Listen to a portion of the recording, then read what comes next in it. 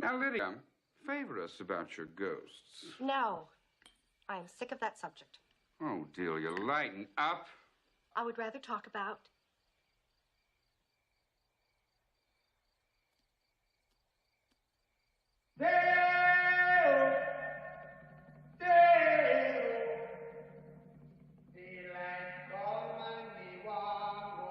It's cute, Delia.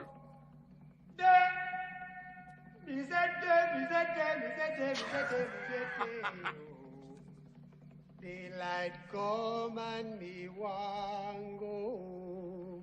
Otho, are you doing Work this? all night and a drink a rum.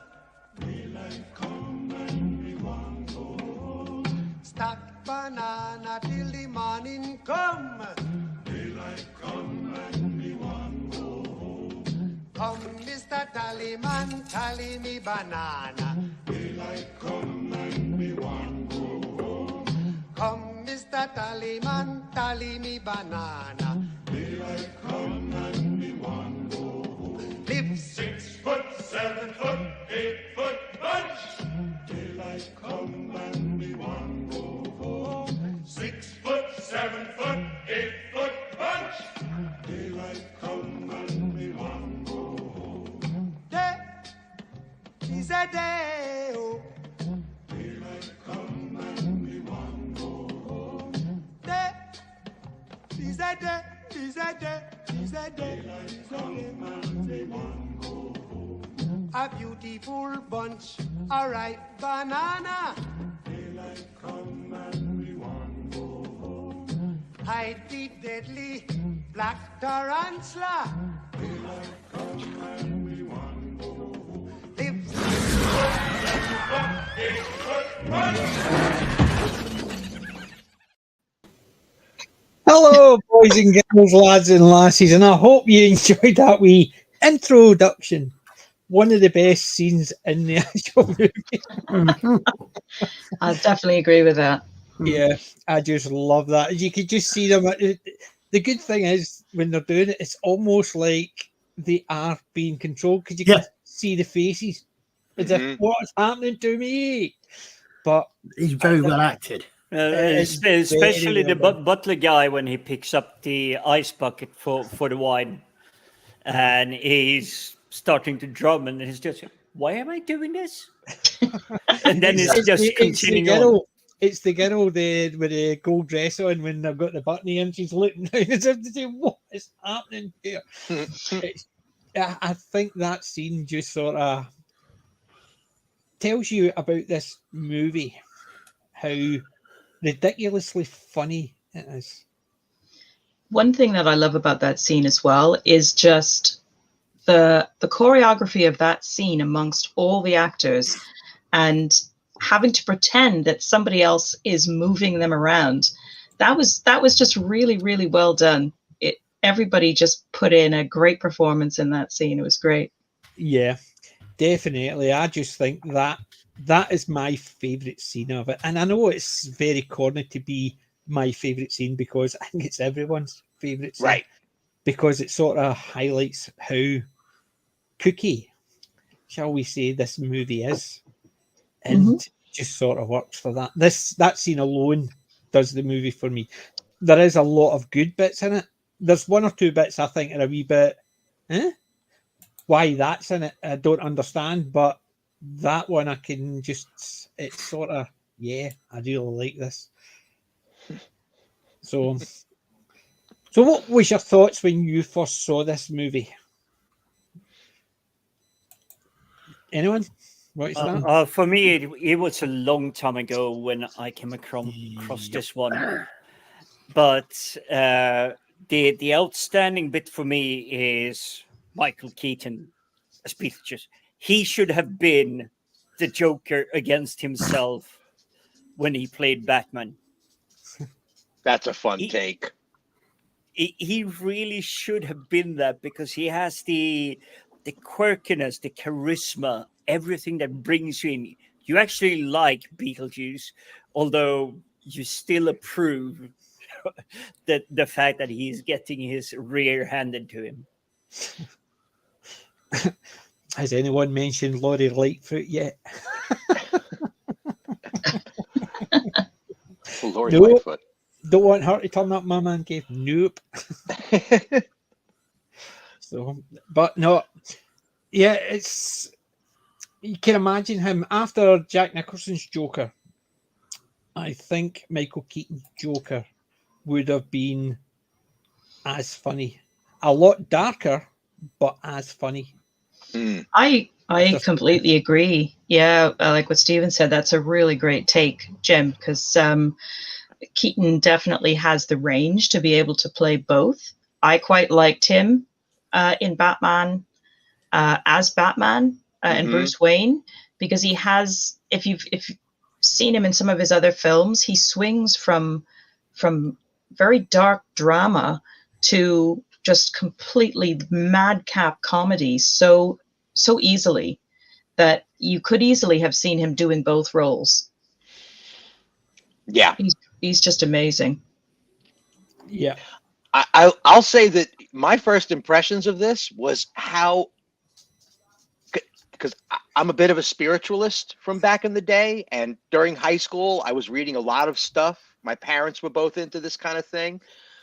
So to see this movie so openly discuss this subject matter and in a comedic vein was actually a little startling back in when it first came out. This was just at the beginning of the New Age movement, where literally New Age bookstores were opening up for the first time. A lot of New Age literature and groups were all around the United States. We're just starting to emerge into this new understanding of spirituality and new wave movements. So when this movie came out, it was hip as hell when it first came out. It was so hip. Yeah. It just hit the timing perfectly, didn't it? Yes. I was reading that a lot of times films like this, sometimes you're not surprised to hear that they didn't do well when they first came out, and then they sort of became kind of a cult hit. But in the other side of the coin, this one, it says, was a critical and commercial success. It grossed 74.2 million American dollars from a budget of $15 million. It won the Academy Award for Best Makeup and 3 Saturn Awards for Best Horror Film, Best Makeup, and Best Supporting Actress. Nice. I mean, it really was such a huge film in its day. I'd forgotten. I'd really forgotten it, but it's been quite a while, and watching it last week again was a real treat. Yeah. So you're saying it became a cult film after it started off as an occult film? Yeah. And I'm just looking you at this look at cast. some of the actors; they just turned into cults. Yeah. Oh dear. It's actually kind of startling how many kind of new talents we were getting in this film. I mean, the whole starting lineup: Michael Keaton, Winona Ryder, Geena Davis, Alec Baldwin, Catherine O'Hare, Jeffrey Jones. I mean, all of these guys were pretty much newcomers. Well, you think of it. When was Ferris Bueller? Was that was? It was maybe a heartbeat or two before this, perhaps. Because this was 88. I was in my 20s, early 20s. So I wasn't a kid when this came out. And was Ferris Bueller not 84? 86. 86. So 2 years before. Just a couple of years ahead of time. Yeah. Yeah, and I'm just laughing. Alec Baldwin wasn't fat and gross yet, and that's the thing. When I rewatched this, I was thinking, "My God, is that Alec Baldwin?" I would not have linked the two of them together, because I remember Alec Baldwin as what he's like now. And for me, Alec Baldwin, when I think like a of completely him, different person. Yeah, and this wouldn't have been that far away from when he did Hunt for Red October with oh my God, my brain. Sean Connery. Sean, yeah. I mean, he was brilliant in that, and I absolutely love that movie. Yeah. Not only Scottish for Russian. Sean Connery and Sam Neill, but also for Alec Baldwin's performance. He was superb, and it's just quite a shame, you know, what's all happened and since then, and let's say La Vie. You know, we have the memories of these films, which is great. You know, they're always going to be there. There you It's go. fun. I mean, I'm just looking at Alec Alien. Baldwin's career is quite literally happens after this. The Mhm. Shadow, Married to the Mob, all of these things happened either the same year or thereafter. It was 90 and 94 for Red Hot October and The Shadow. This is baby Alec Baldwin. I mean, Yep. this is him at the birth of his career. Yeah, well, that's what Kelly Inch saying. She saw him on Broadway in Streetcar Named Desire. Oh. So That was amazing. So I think, yeah, very early on, and he looks completely different. If somebody had asked me before I rewatched this, who it was, I remember Geena Davis, Winona Ryder, but I would not have said Alec Baldwin because I had the picture of what he looked like, so I knew what he looked like. Mm-hmm. But no, it wouldn't have said it was Alec Baldwin. He just looks completely different. Mm-hmm. So, but when I first saw this, I was in my 20s, and I do like kooky stuff. I do like weird stuff. Initially, I thought, oh, am I going to like this? Because I'd heard that there's some music in it, and it's very Halloween-y. It's campy horror, and I thought, and then I watched it. And I must admit, Michael Keaton's not my favourite in this at all. Sometimes I think it's like stand-up, so it's like watching them doing stand-up improv stuff, which is really good. But there's other times I'm sitting there thinking, But saying that, as soon as I saw the first I thought, oh, I really, really like this. And it basically, that part sort of hooked me. And then once I took and I'd watched it again and again, it just grew on me. Even Beetlejuice himself grew on me. Although initially I thought, but it was just one of those movies that if somebody was trying to describe it to you, you would go, yeah. But it gets you, and once it's got you, it just drags you in and hooks you. And I think that's what it was, because I always remember that one scene that we started with. It's my favorite scene in the whole movie. So yeah, it's amazing how this cast. I mean, God, we were blessed. The 1980s were just a miraculous period of entertainment across the board. Both sides of the Atlantic, and even Japan was starting to get into the act as well. But the music, I mean, this is basically like the beginning of this musician's career. I can't remember his name off the top of my head, but he became like a Tim Burton regular after this. Yes, he did. All of the characters are inherently charming. Even the bad guys, all of the, her as the sculptress, her friend, the designer, they're all charming people in their own little villainous ways. They're all very charming characters. So you get seduced in a heartbeat. Yes. Well, exactly. you look at as you said, the character who was the designer. He effectively turns around and says, "I'm making this up as I go along," because he says he knew as much about ghosts as he did about design.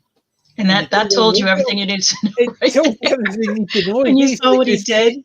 Yeah, he basically just uses words as if he knows what he's doing, and people believe him. And fake. It's that type of thing. But it's just one of those things. Each of the characters, what was his horror? Getting put in blue. A blue suit. You know what I mean? It wasn't a case where everybody else was being terrified. They put him in a blue suit and he went, and run out. Very, I mean, it showed that his depth of character that scared him more than anything else. being a fashion disaster was a nightmare for him. Yeah. And the good thing is, it shows it does show you the time it was made in, because the yuppie references and such like. Yep. It shows the time. That's right. They were, and the good thing is, none of them walked about with a mobile phone, and he was sitting strong. So he was. It was all about cars and you know, expensive houses and expensive art and things like that. Yeah, and just like being seen in the right circles. Yeah. Yeah. And even the fact is, you see him sitting at the table when they're having a meal, sitting smoking. It was just part and parcel of what happened. People sat and smoked. And it's probably coming to the end of the type of thing where you would see someone smoking in a movie. Yeah. Yeah, in the by the mid-90s, they were basically advertising not to smoke in the movies. You know, every time you saw something, it was a no smoking sign right behind the conversation. Yeah. And then you look at it later on, they started looking at editing movies, taking people smoking out of it. Which is mad. I know. It's vandalism, cultural vandalism, that is. It's editing history as if people didn't smoke. Exactly. And I don't like that. I'm similar, right? I've got the full Laurel and Hardy collection, and some of the movies have been remastered in colour, and I will not watch them in colour because it takes it away from it. So when somebody takes like you see the old Marlowe and he's basically sitting smoking and they take that out, you're sitting there thinking, why? It's changing the movie. Even if it's something superficial like that, it just doesn't work the same way. I suppose I'm old, grumpy, and set in my ways, so I'm okay with that. Come on now, you're not old, you're classic. No, I'm not old, I'm classic, grumpy, and set in my ways. Right? Okay. Classically set in your ways. Yes, but it's just one of those things. I just don't like it when they change it. It's the same as this. You can imagine this could not be made again nowadays. And yes, they would take the smoking part out, but what parts would they cut? The song. You know fine well they would not be able to put that song in there. Yeah. Well, I'd say the whole movie would probably, you know, it just wouldn't be. It would be something completely different. And something you said earlier, PJ, about Michael Keaton made me think, and you're absolutely right. I think, I mean, I really, really love Michael Keaton, but I think that because all the characters in this are so charming, like we were saying earlier, it does overshadow him being the sort of main star of it. He is kind of like a side player in it, really, because it does focus on Alec Baldwin and Geena Davis's characters, and then Winona Ryder comes into it, and then she's got absolutely magnificent screen presence. But even so, all the characters all had their sort of quirky appeal.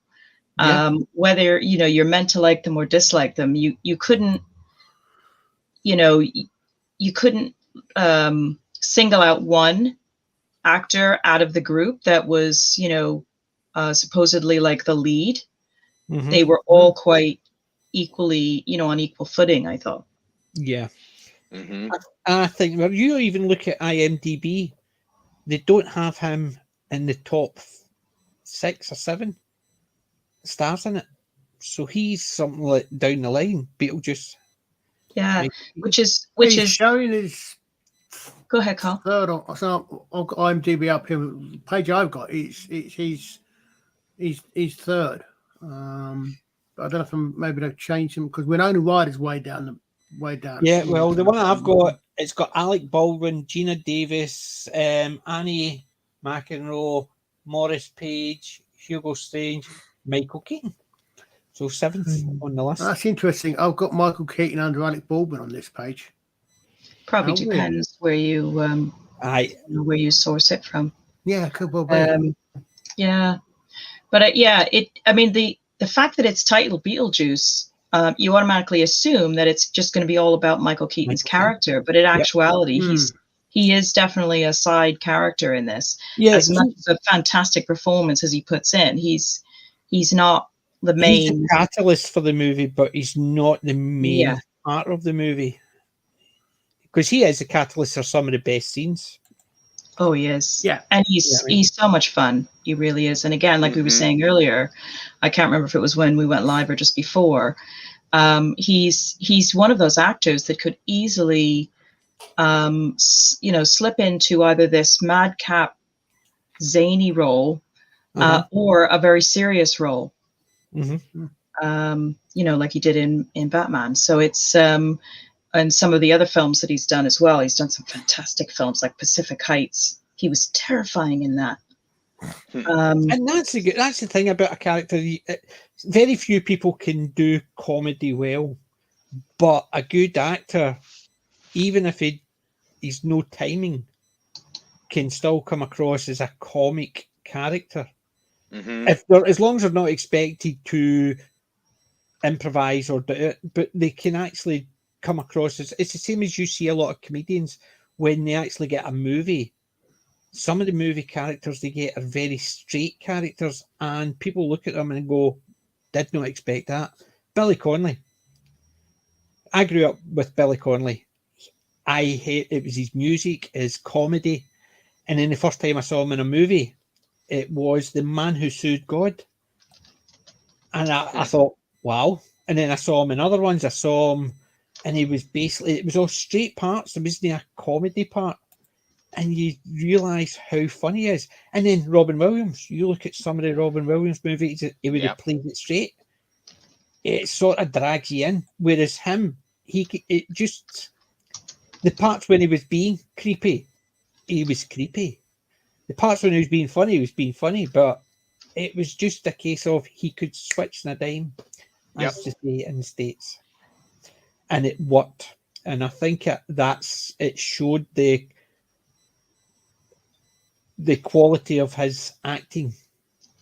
And that's what I liked about it. As I said, he wasn't my favourite character in this, but the character was not meant to be your favourite character in it because of the way he acted, which to me worked, because he wasn't put in as the comic relief and he did all the silly things and you're meant to be laughing and joking with it. It was a case of, he came across as if this is going to be a thing, and then you realise how creepy and violent he can be, and then it's taking something, it is subverting your expectations because of the clips you saw of it, the trailer you saw of it didn't show him being creepy. It showed him being this fun ghost thing, and he's brought in and then in the movie when you first see him, he's very jovial, go on, pick me, go on, say it, and all that. And then once he gets what he wants, and he sort of blackmails Winona Ryder to bring him forward,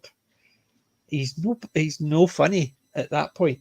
Yeah, he's quite a dark character. He could flick it backwards and forwards.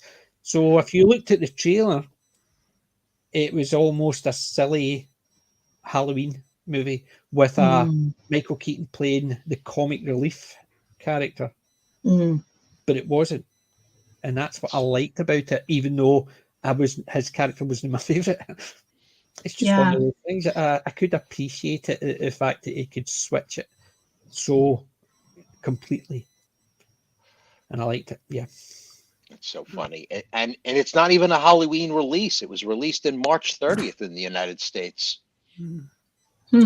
Which to me is crazy because, as you said, it won the horror, and to me it wasn't a horror.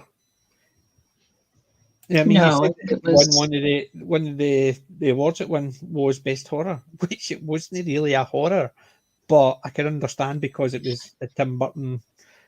The whole look of it was creepy. And I guess it depends on what was out and considered horror at that time, but it is interesting, and I guess you'd have to see exactly what qualifies a film to be classed as horror.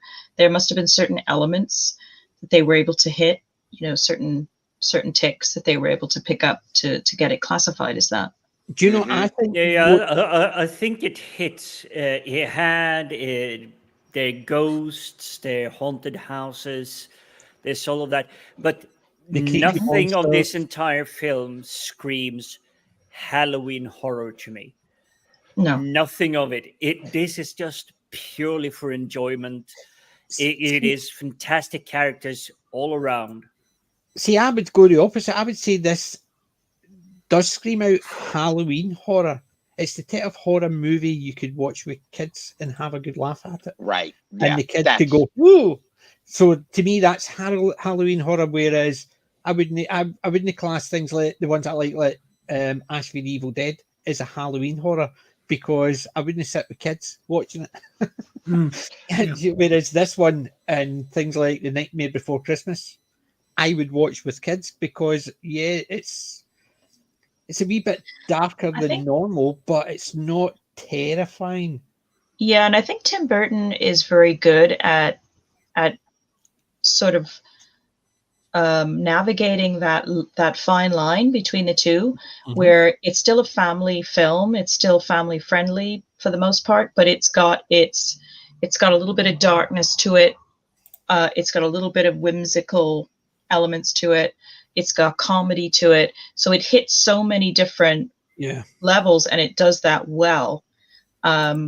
It's a really magical combination, and it does tend to fall into its own unique category, really, for that. Yeah. Yeah. This is one of those movies that would have given rise to Hocus Pocus. Yes. What's the other? Jack Nicholson, the one with the witches of Madison County or whatever the heck it is there. Oh, the Witches of Eastwick. Witches of Eastwick. This is a film that gave rise to that. Yeah, and I think you can put this quite easily in the same genre as those movies.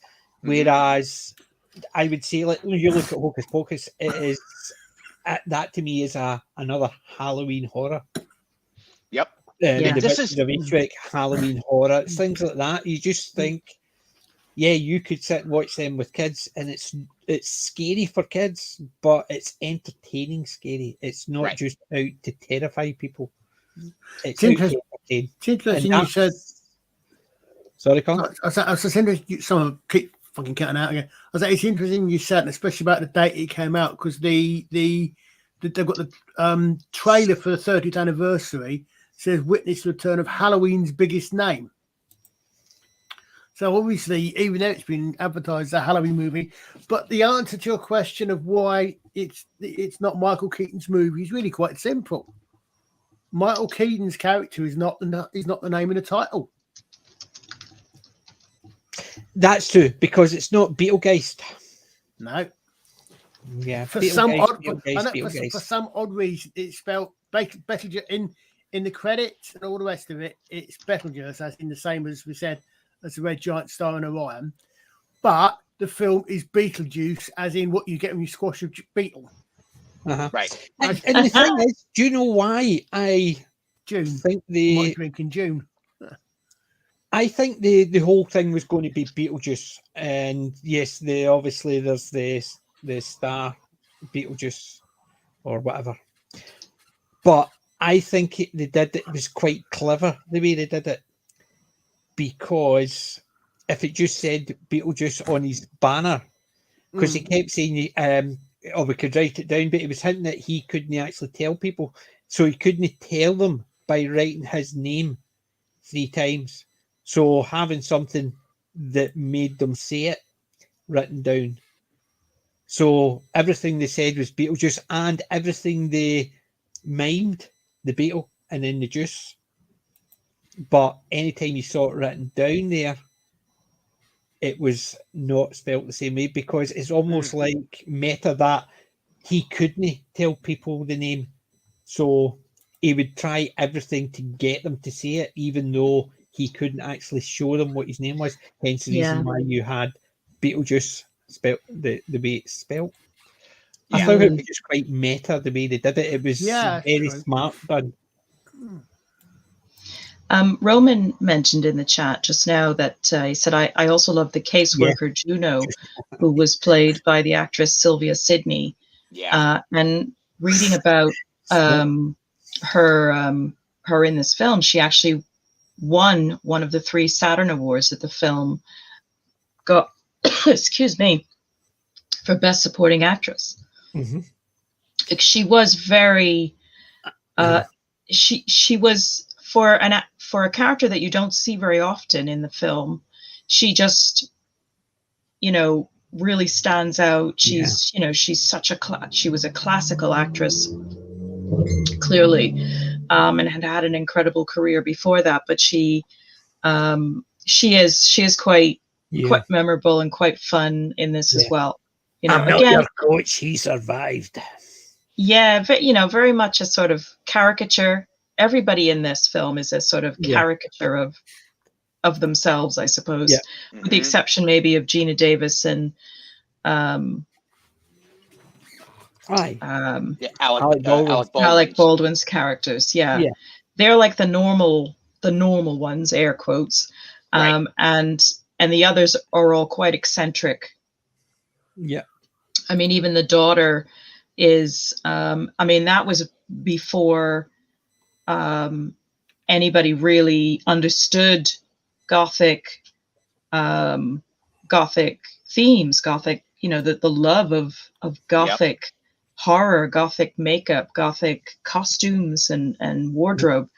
And it's obviously quite a, it's quite a normal thing now. It's quite common, but it's at that time probably they were pretty cutting edge with that, I think. Yeah. I mean, if you think about bands like The Cure and Susie and the Banshees, this was an emerging subculture, the Gothic movement. So to see it come out so firmly, mind you, also, this was around the same time that we were getting a resurrection of these recovered black and white horror movies, like The Cabinet of Cagliostro and the original Nosferatu. These were just coming out. They were just re-emerging because of VHS. Yeah. That's true, Yeah. And then we were getting, in the UK, we were getting a lot of imported American stuff, and it was older stuff. So that's where I would, fair enough, I was a lot younger, seeing a lot of the old classic movies, like the King Kong and stuff like that. But in the 80s, we did start seeing a lot of classic stuff, that American stuff that would refer to things. And we were all sitting there going, we had no idea what they're talking about. So what they did was they started releasing older stuff that had been out. They re-released it again onto the TV and because of the video market, and we started seeing them all again. Because then that's why things like we were talking the thing about, like, there's a lot of Doctor Who talk at the moment, and now everybody's saying how Doctor Who was a British thing, and a lot of Americans and all that didn't understand how popular it was. But you look at a lot of American shows, they would mention things like the Jeffersons, and we had no idea what they were talking about at the time. Now we all do, but I think it was the 80s that started bringing all that knowledge over.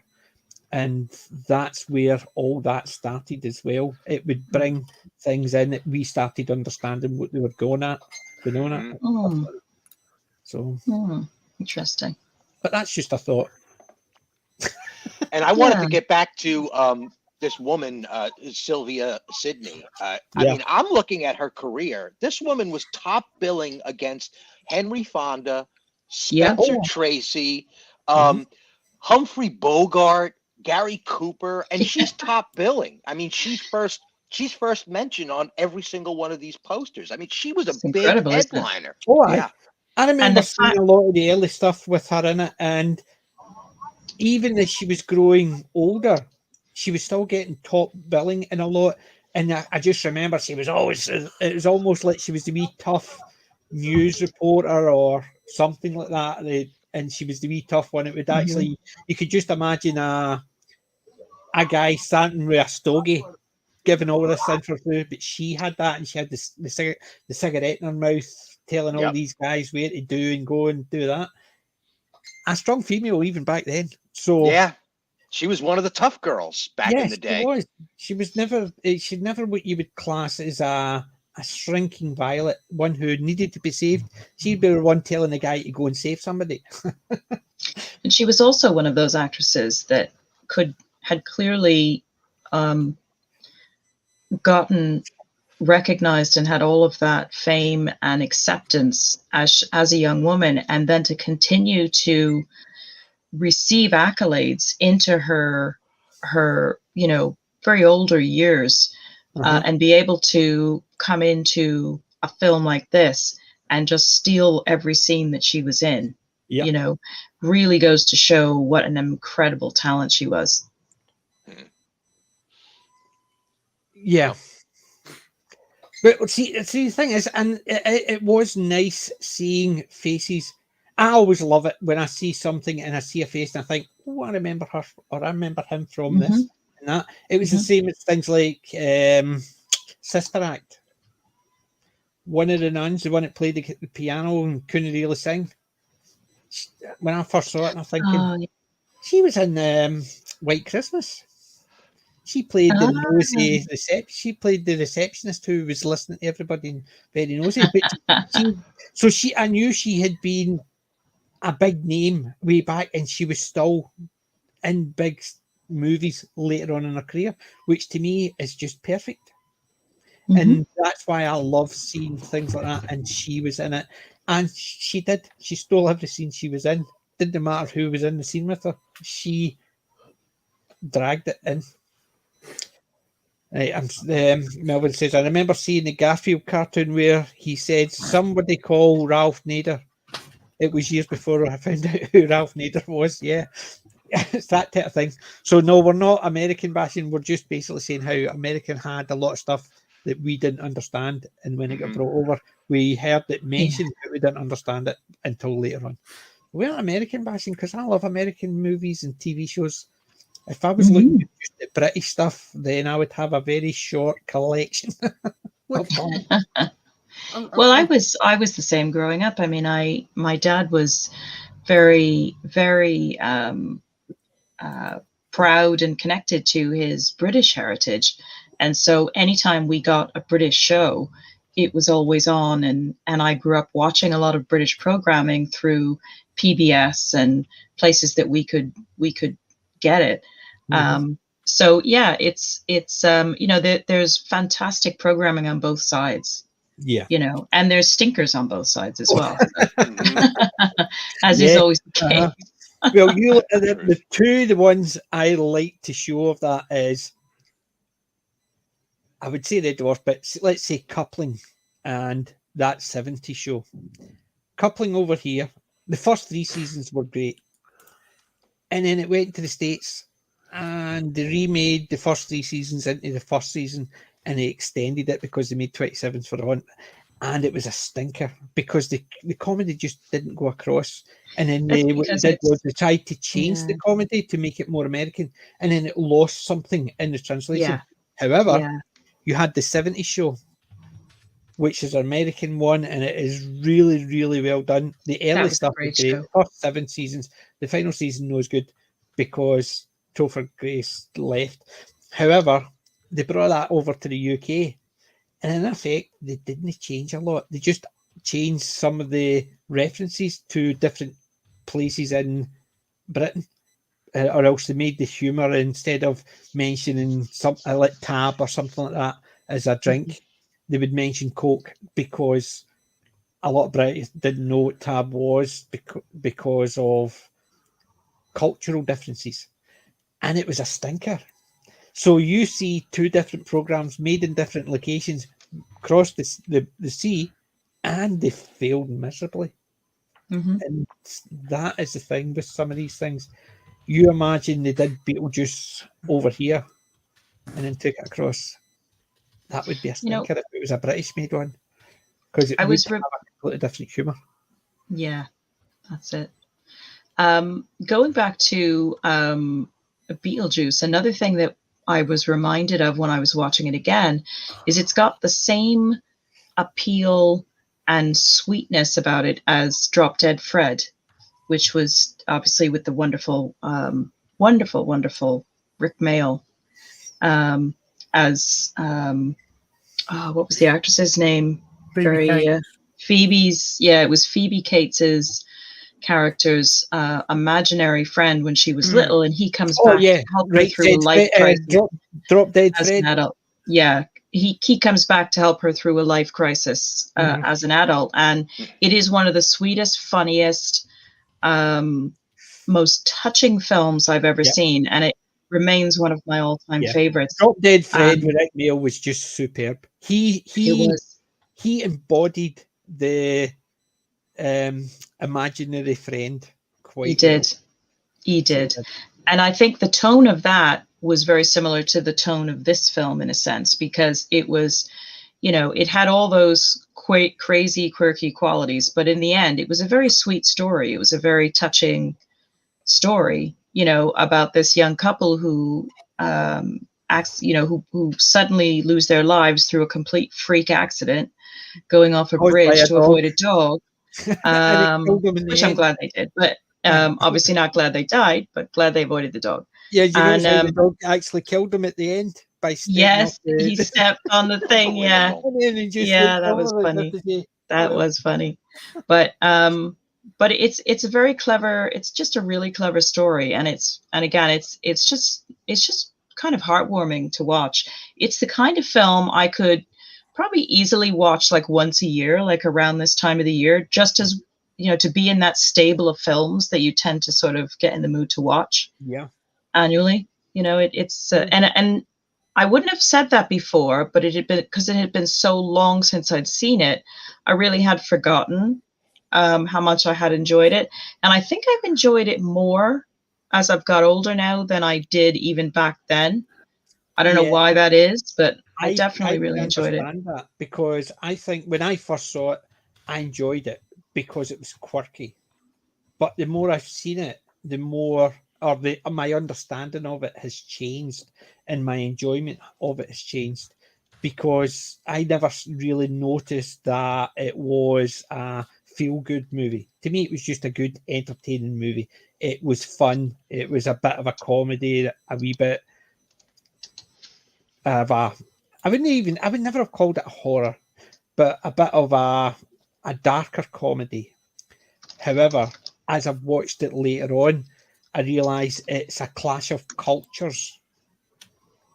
The homebodies compared to the yuppie, we want to buy everything and we want to exploit everything culture, and the two of them clashing, and then realize the ones who are coming in to do everything for money are realizing that they don't need that. Other things are more important, like their daughter and stuff like that. And I thought, as I've watched it more and more, I realise it's got different messages. Whereas when I was in my 20s, it was just an entertaining movie that was fun to watch. We grow older and our understanding changes, and I'm okay with that. Yeah, and it's funny how it still speaks to this current era that we're in as well. More so. And just Winona's line where she says, my whole world is a giant dark room. Yeah. Well, you think about it, even when she was wanting to commit suicide, she's wanting to actually even give the note that she wants to portray the note a particular way. This is dark. Not scrolling. This is absolutely. So basically, she adds one word. It doesn't change the sentence, but it's to give that more vehement. Let people know that I don't mean I'm bad. I'm feeling depressed. I'm feeling really depressed. It's almost as if it's that nowadays. It's I'm actually. I don't like that word. No, I hate that word. You have to do this. It's that type of thing. Now is more people you see have that attitude with things where they overemphasize it. They want to overemphasize it to make it sound worse. And that was a wee thing that they were doing in there. But even just changing one word to make it sound worse, I thought nowadays it sort of fits better. I think it's that something else. It's not just a horror movie. You look at it that way, you put Winona Ryder in the center seat, and it's a teenage angst movie. Yep. It's about her feeling alienated and her being semi-adopted by the dead couple. Yeah. I mean, And you look at it, you could actually see this movie as her movie arc. Yeah. It's her, she comes in, her mum and dad don't pay that much attention to her, and she feels depressed. And it's how the ghosts befriend her, and then them getting taken out and her fighting to get them back, and then them fighting to get her back. Yeah, you could re-edit it so that the bits about how they actually come up and Beetlejuice comes about become flashbacks. Mm-hmm. You know, you sort of start with with them turning up at the house. Yeah, and seeing the ghosts for the first time. Hmm. Another interesting earmark to this historically is that when I was a teenager, girls were just starting to read the old Victorian novels again, and Edgar Allan Poe was becoming a thing all over again. Mm-hmm. Yeah. I mean, in fact, it occurs to me that actually you could turn it another way. It's the reverse of all the ghost films we ever see. Until then, the ghosts were always the antagonists, shall we say, not necessarily villains, but it was always about someone turned up to a haunted house. This is it's a little bit like some of these sort of games you get where you're the dungeon master, or you're the creatures in the dungeon, and you have to fight off all these marauding adventurers. Yeah, it's that from the other side. Most people used to films where the humans are living are the people, and the ghosts are the ones holding at the trouble. No, in this case, the ghosts live there. It's theirs. And the humans, the living, are the ones that are causing trouble. There was a movie, it's an old movie, I can't even remember the name off the top of my head at the moment, and it was a similar idea. The ghost had died, or the guy had died, became a ghost, and he was just trying to make sure his wife was happy. So everything he did was trying to make her not feel as if it was her fault that he died. I think it was it's a ghost of something. I can't even remember. It was a character name, but it was a case of she sent him out a message and he crashed. So she felt guilty and stuff like that. And his ghost came back to try and it was, to me, this was that type of movie where it was the ghosts just trying to live their life, as it were, and then realize it's something's happened and they're having to fix it. The television, there was a movie and then there was a television series called The Ghost and Mrs. Muir. Yeah, I remember that. Yep, I'm in it. And that a girlfriend of mine found to be the most charming erotic show she'd ever watched as a little girl. Just to have this handsome ghost always be around to protect her. It's a fascinating little piece of history. But again, that's what was going on. During the 80s, they were quite literally trying to take every living trope and just flip it on its head. So the ghosts become the good guys and the inheritors become the bad guys. Yep. Yeah. I'm just trying to... It makes me think, when did Rent-A-Ghost come out? Well, and remember, this is also on the heels of Ghostbusters. Ghostbusters came out, I think, just a little before this, if I'm not mistaken. Yeah, so it was in the air.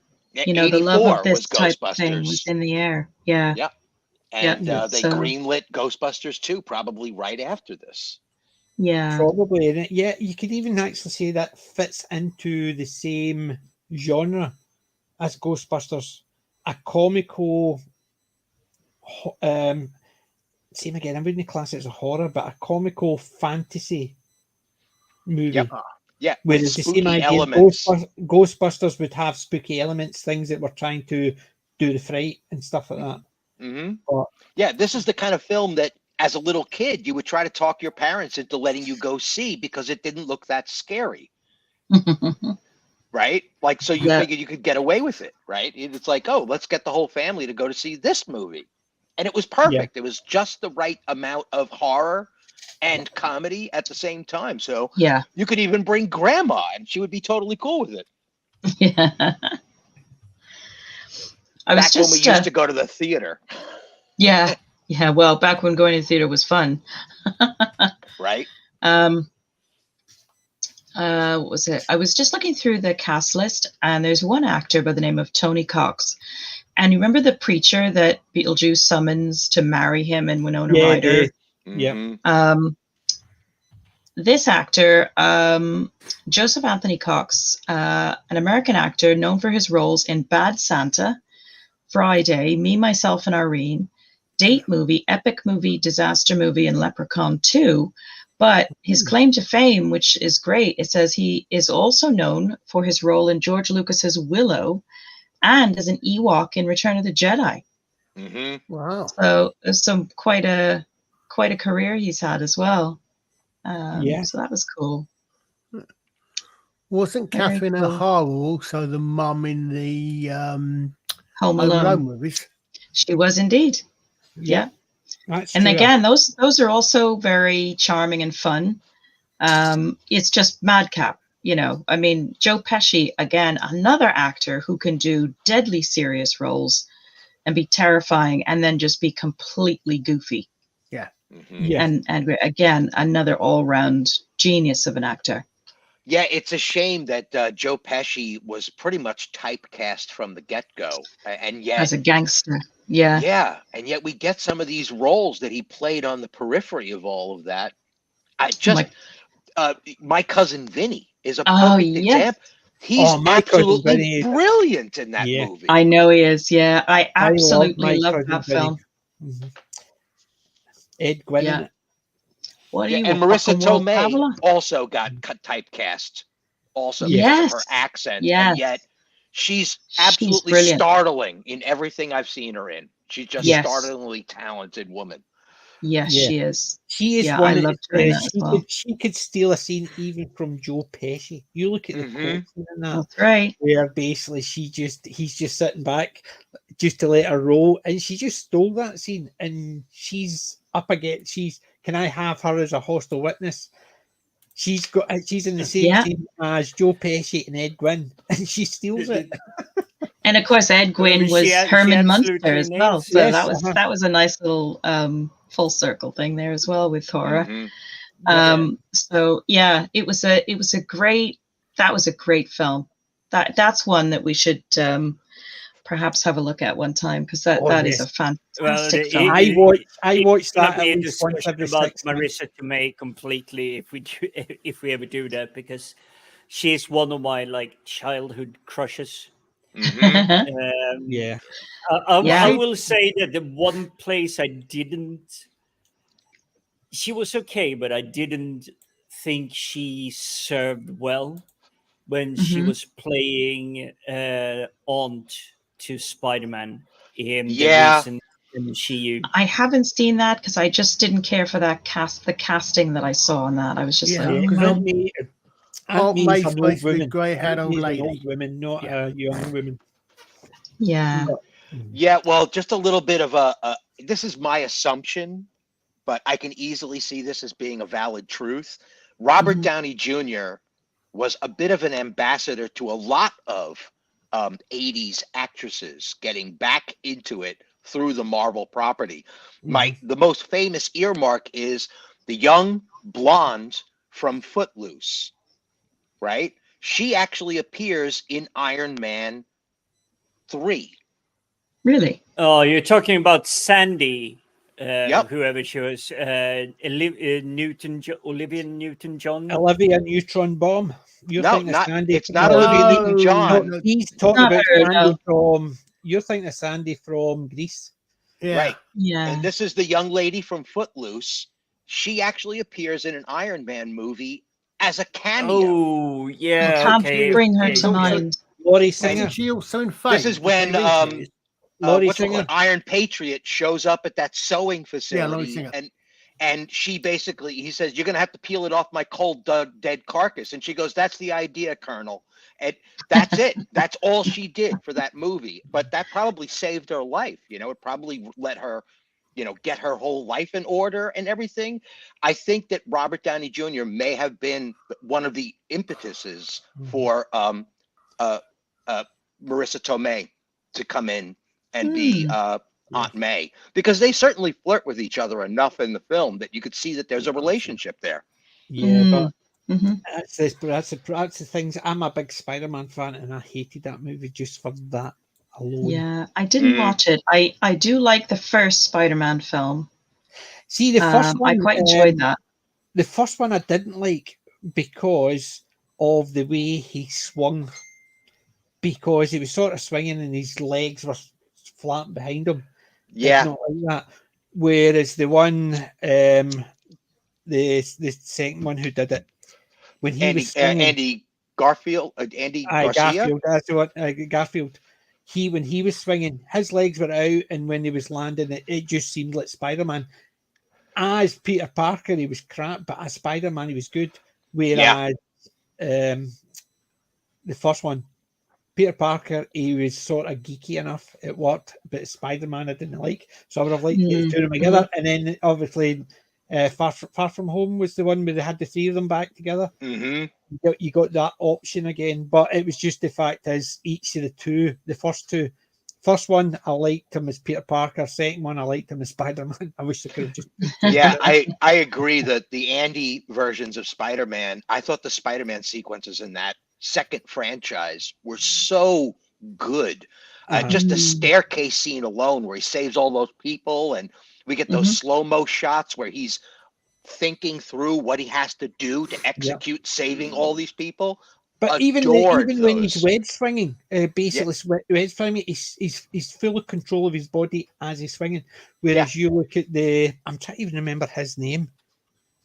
Tobey Maguire. Tobey Maguire. When he's swinging, he just looked as if he had no control of his body. He was just sort of swinging in his body like that. And I thought, that just does not work. Yeah, you couldn't see his strength in those shots. Because you look at all the comic books, Spider-Man had full control of his body. But somebody says, well, if you did that, if you see a spider on a web and the way it's swinging, the body, because its legs are spindly, they sort of flap. And so that's what they did. And I thought, no, that's not Spider-Man. He's meant to have this extra power, and it didn't work. Mm-hmm. But Tobey Maguire did get, and this is a scene, and I would say I am absolutely with you guys. I think the Andy Spidey is the better Spidey, but not the better Peter Parker. Right. But Tobey Maguire got the recognition of the city, where if you remember the train scene where he stops the runaway train. Yeah. God, that scene brings tears to my eyes every single time. Those two little boys telling him, we're not going to tell your secret. I just get so choked up every time. I didn't like the fact that they... I like the idea that if he ever got... At that point, it's the height of James Jonah Jameson's... and just say we forget. But to me, you think it is reality. At the height of James Jonah Jameson's just going, it's like, I'm going to get the Spider-Man. He's a criminal. I'm going to kill him. I'm going to destroy him. The whole thing. And the guy that plays James Jonah Jameson's in the Tobey Maguire one, I keep forgetting his name, but he's fantastic. He's meme-worthy. Is that Gigi? Which character are you referring to now? J. Jonah Jameson. J. Jonah Jameson. Is that not that? Oh, he's the meme guy. Yeah, he's the meme guy. Yeah, he's the editor of the magazine. He's the one that it was in got clipped. He's going, "Oh, you're serious?" Yes. That's him. Yeah. J.K. Simmons. J.K. Simmons. Yeah. That's what I'm saying. It was a Simmons because he was in last year's movie that I didn't like when you were watching it with your review hat on. But if you watched it with no thing, it was the one with the white spikes, Tomorrow War. Simmons was in that. Some of us are old enough to remember when Spider-Man was actually one of the Von Trapp children. Nicholas Hammond in the 1977 series. Some of us are old enough to remember when Spider-Man was using the same climbing up the wall technology as Batman. Yay! Yes. Hey. 1960s You mean- Batman. Brilliant stuff. you mean Yeah, I walking along a remember flat wall those. and I remember pretending you were those going upwards? movies. I remember those So Spider-Man much movies. fun. You see the rope as he's Yeah.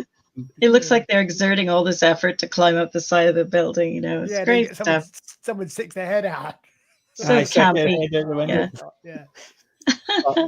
No, I remember the Spider-Man movies where you see him, he's actually walking up the wall, and they show him from the back, and you can see he's just doing that as he's getting pulled up. His just hands aren't actually moving, actually, as if he's climbing. His You hands see- are just going like that as he's You see moving that up. a lot of things, unfortunately, I don't know if it's just special effects not quite working or slightly different. You Correct. see that a lot where things seem to go, and even when it's entirely special effects, it seems wrong. There doesn't seem to be any connection between the person or the creature moving and what they're moving against. Yeah. Huh. And I quite agree there. J.K. Simmons actually is Jonah Jameson. It definitely is. And yeah, Adam West is still my Batman as well. Absolutely Mhm. right. But Beetlejuice. Yeah, and Marissa Yeah. Tomei isn't even in this movie. Yes. Going to answer me one question. It's basically, what was the point of the worms? Yeah, thank you. I was like, what? Yeah, that was Yeah, one of the I things think I that's never just- understood. What was the That's point just of the Tim worm? Burton madness. That's all I that think is. yes, it sort of worked Yeah. because you can see Tim Burton's hands all over it. Like, for instance, the snake, the Beetlejuice snake, very Tim Burton, and Yeah. the actual June snake, shall we say, going through the sand, and then Yeah. Geena Davis riding it in because of that and taking Beetlejuice back. It's just the sandworms just seem to be. They didn't really, yeah, they seemed to, Well, I would point out, I think it's special effects show off. B, it's Tim Burton, and C, this was 4 years after June. It could have been And because the that's what it sandworm reminded me snakes, of a and June especially worm. when you go working on it. It was 12 o'clock almost in the like June. they couldn't work out a way to get rid of Beetlejuice. Yeah. Oh, we'll just have one of the snakes take him back down. Right. And it was almost like, so well, we'll need to have a couple of things with the snakes so that it doesn't just appear out of nowhere. So every time they're out the house, the snakes appear and drive them back in. So it was almost like we needed to have something to take him back because none of the three of them got to say the name the third time. Because remember, she got it after saying it twice. She got clamped and she couldn't say anything. And he sent her outside. And instead of when the worm came in, she says the name a third time to dispel him. She just let the worm and take him down. Yeah. Well, need I remind you all that Pee Wee Herman's Big Adventure was just a few years before this, and that was Tim Burton's real entry Inspired into by the James Hollywood and the scene. Giant Peach. Yeah, Mhm. and we get to see the giant snake again by Tim Burton in Nightmare Before Christmas, where that's one of the gifts. Yes. That's Okay. true. Yeah. I can see the connection there. That's cool. And the good thing is, I did like the practical effects in this. The practical effects were fun. Like even the bit when he says, "I can be scary," and he turns his back to the camera, and then just suddenly they go, "Ah!" To me, Yeah, you don't even really need to see it. It's You just, imagine, exactly. You imagine that being made now. It would be all CGI, and they would show you from the front what he looks like. Mhm. That's not what Beetlejuice is about. It's not about actually showing really scary stuff. Like, for instance, the two faces they make. Yeah. They're not scary. It's fun to watch because they make a laugh of it because he can't get his face in. And you see him going, Yeah. and when he Can't get does, the- he's still got the big nose, and she laughs, and he goes. So they basically still make a joke of it. Whereas you imagine that done now, it'd be CGI, and they would show you the gory, how horror it's meant to be. Yeah. And I think the practical effects worked in this. Yes, the claymation looks a bit dated, but it's Tim Burton, so you expect that look to it. So you can't say it looks bad because it was designed that way and it's very Tim Burton look. You could also say it's got a bit of charm to it, really. It has, and I think it's because it's the Tim Burton way of doing things. It does work. So it's no like, for instance, they were trying to make it look real. They were making it look deliberately, I think, claymation. Mm-hmm. Yeah, almost to pay tribute to the history of horror films in the US with a lot of stop motion work. Yeah, and I liked it for that. And I liked the fact as the practical effects just worked. Like, for instance, they couldn't get out to the graveyard. So what did they do? Well, basically had a village and he had built the village. So when they were in there trying to get Beetlejuice and they were trying to dig it up, you see all the grass, but it's all the big foamy bits. So obviously it's not nowadays people wouldn't have the brains to understand that, right? If they shrunk them down and you could see it's fake grass, but it would look like fake grass under their feet.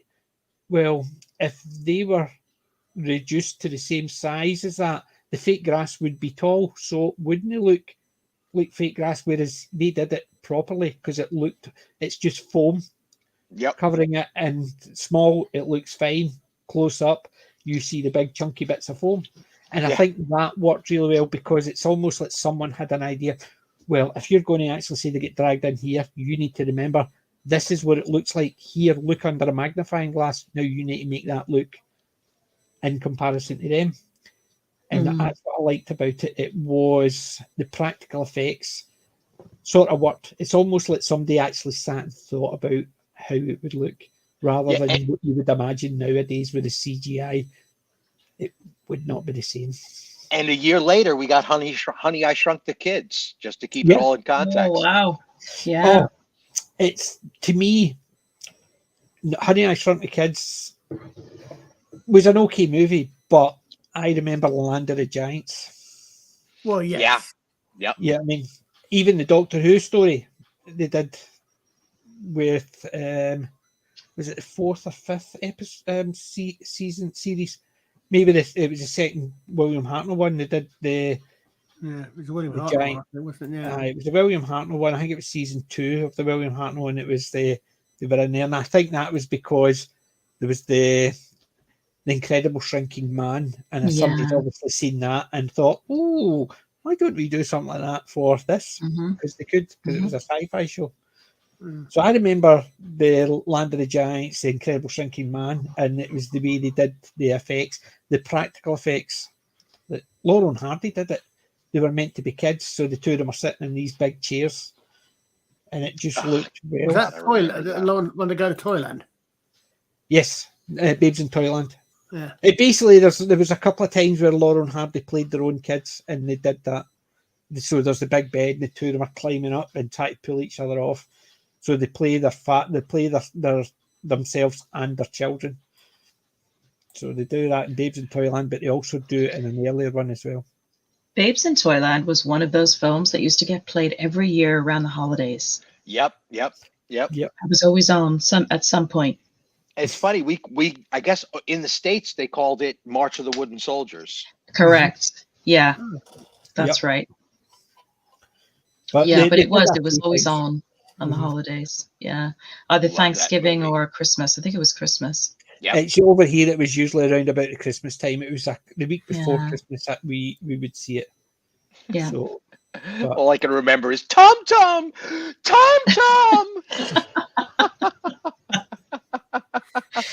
It's been way too long since I've seen it. My goodness. Wasn't that the Tin Man that played Tom Tom? It was the same actor, wasn't it? Oh my gosh. Tin Man was because there was two Tin Men. There was two Tin Men. Actually, Oliver Hardy played the Tin Man as well. I'm gonna have to look this up. You're talking about? I think it was the first Tin Man. One of the first. I know the actor, and I've seen him in something else recently as well. He played in westerns, so he did. The one that played the Tin Man. Felix Knight. I think Felix Knight may have. I have to see now. That's so funny. Yeah, There you I go. don't think- no, Lauren maybe Hardy not. also played each other's wives. That's true. Very progressive. Goodness, there's so many. with a very squeaky voice. Oh, So- no, I got that wrong. I don't think he did because they definitely would mention it. Oh, sure I they will. know this actor's name, and it just will not come to me. I'm just Jack Haley. Yeah, there you go. Okay. Jack Haley. Yeah, that's who I was trying to think of. It's just that they were casting gentlemen that looked like that with gigantic eyes and a very boyish face. It was just part of the period in cinema. Mm-hmm. Because he has a very similar face. The guy who wound up playing the Tin Man, as we know him, had a very similar face, a very similar vibe to his look. Yes. And I think I read I was thinking Jack Haley because I think he was in one of the films that Neil and I reviewed and watched on the B Movie Cinema Show recently. He was in an older black and white horror film, I think. I'm trying to think of the name of it now. Oliver Hardy played the woodsman or the woodcutter. It was this woodsman in the 1925 Wizard of Oz. Wow. And Oliver Norval Hardy, he played it in this. So 1925, and because I'd seen information about it because I think it's a lost movie. So it's one of those ones that is lost in time, damaged or whatever. I've only seen clips of it. I've not seen the full movie, but I knew he had actually played the Tin Man in it. But I couldn't remember who played it in the Wizard of Oz, which is one of my daughter's favourite all-time movies. Every time they re-release a new remastered, she buys it. So she's got one of the first ones she got. She's got the 30th anniversary. She's got the 70th anniversary. I mean, anytime she comes across another one, she'll get it. Yeah. Yeah, I mean, so she's basically got a video of it somewhere. It's just, I love the Wizard of Oz, but I would still love to see the original 1925 one. But unlikely to see that nowadays. Yeah, it's amazing how many pieces of lost media there actually are. Yeah. Every time I watch one of those iceberg explorations, it's like, wow, so much is just gone. That's what I think. That's what ticks me off the most about this idea of streaming sites isolating. It's my understanding that they're slowly reducing the amount of physical copies on the shelf. They don't want physical copies now. Yeah. Because if there's physical copies, if they don't agree with something, they can't edit it. So if they decide that somebody's getting cancelled, then what they do is the movie, and the movie disappears. And if that is it. Whereas I like my physical media for that particular reason. Yeah. You look at a lot of the movies. I don't want a movie when I play it, it comes up with a warning saying you might be offended by this. Fuck off. Yeah, seriously, right? So that's why I'm only in support of that sort of thing if they don't say, okay, fine. Older, more mature, intelligent viewers might be offended by the attitudes expressed in the stuff we're publishing today. Right. Put a warning like that and fine, that's okay. Yeah. Yeah, it sort of doesn't work the other way around, though, does it? 2% of the population. Am I the only one here using these ratings as a guidance? You might be offended. Oh, holy yes, crap! Give this to me. Sign me up. You mean the modern version of the critics? The lower the critic score, the better the film's likely to be. Yes, it's been like that for me since the 90s. If the critics hates it, I know I will love it. Yeah. To the moon and beyond. Yeah, very, very often. The thing is, critics used to work if people liked what the critic said. It's always been a case of any one of us could be a critic about a movie. However, if we criticize a movie and people don't like the movies we say are good, then they're not going to listen to us.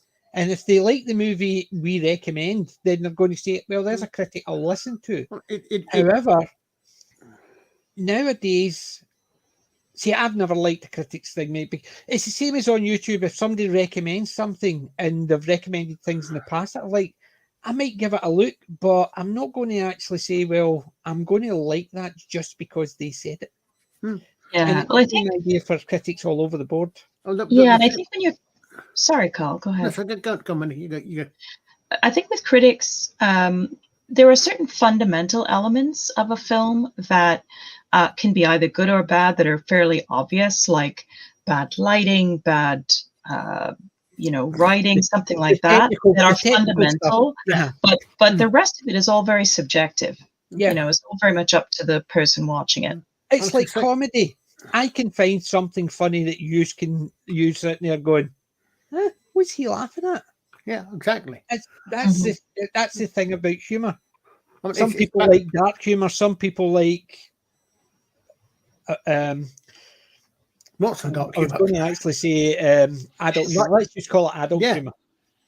It's just the way it is. I wouldn't actually expect everybody to like what I like. As I've said before, what I like is what I like, and I don't care what other people tell me. If they tell me you can't like that because it's rubbish, well, perfect. If I like it, I like it. I don't care.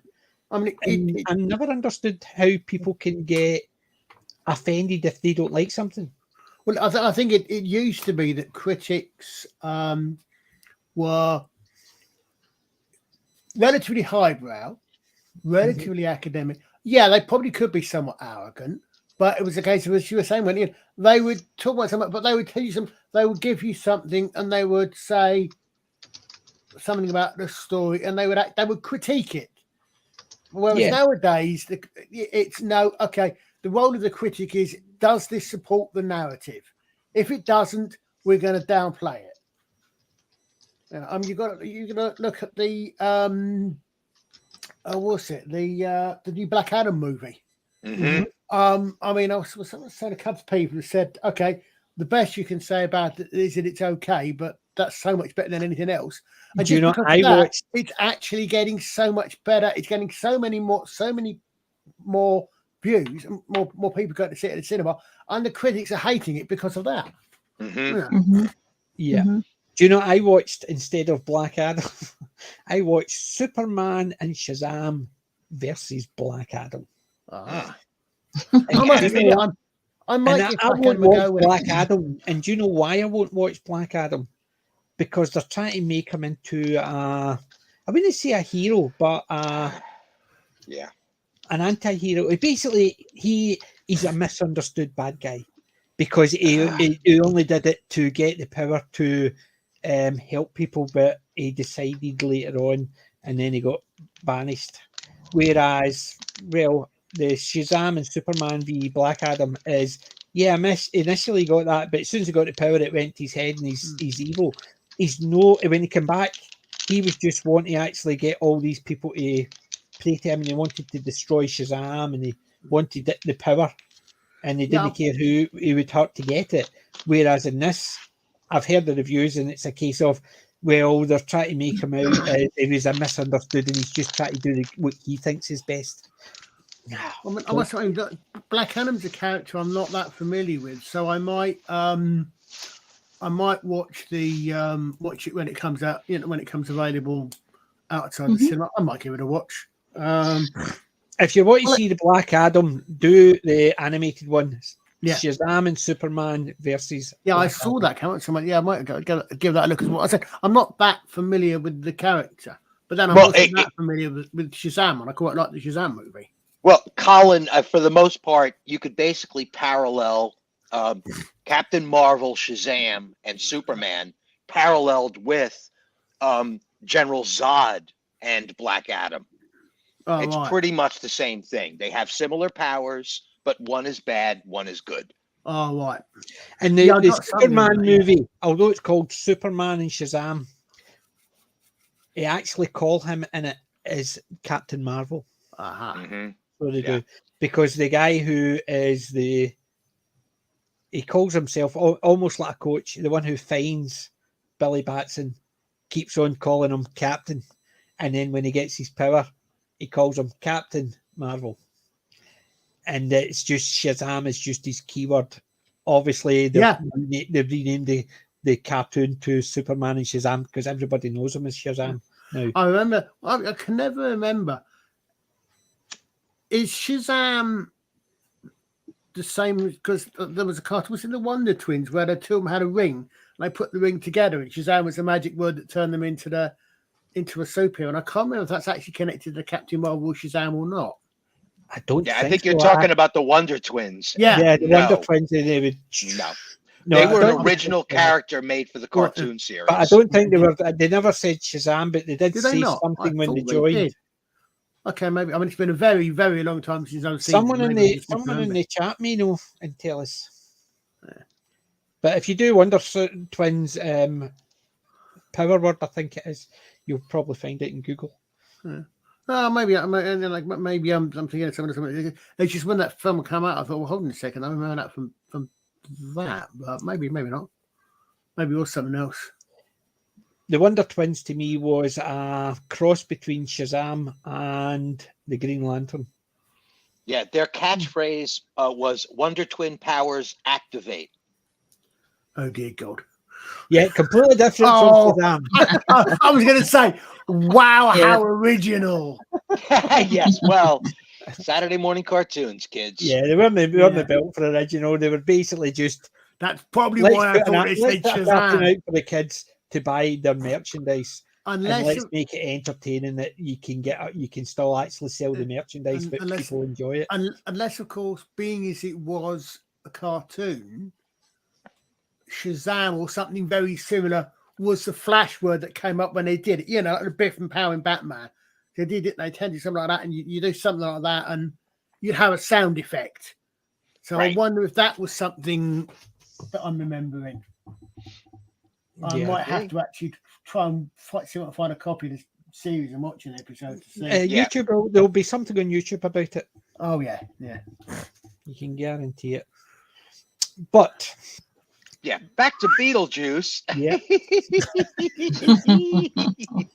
what would you give this out of 10? What was your favourite scene? Which will we play it again later on, maybe as we're leaving? So, what would you give it out of 10, and what would you say is your favourite scene? I have to think quick think. Favorite scene. That's a tough one. Yeah, I'm a little tainted because I have I had a huge crush on Winona Ryder. I mean, when this movie came out, I was just a year out of high school. So, you know, I had such a crush on her little gothiness with all of her drapery and everything. Well, see, my favourite scene is, you've all seen it, it was the one we started with, is the song. Just when they're actually all sitting there, like, go and get your ghost, and they're to go and let me know how to get them. And then she's saying, and go on, tell us about your ghost. And then they start going. That's my favourite scene, that whole song. It's just that whole scene is just hilariously funny. It is. So aside from that one, go ahead, Jim. Sorry, when you started, so you go first.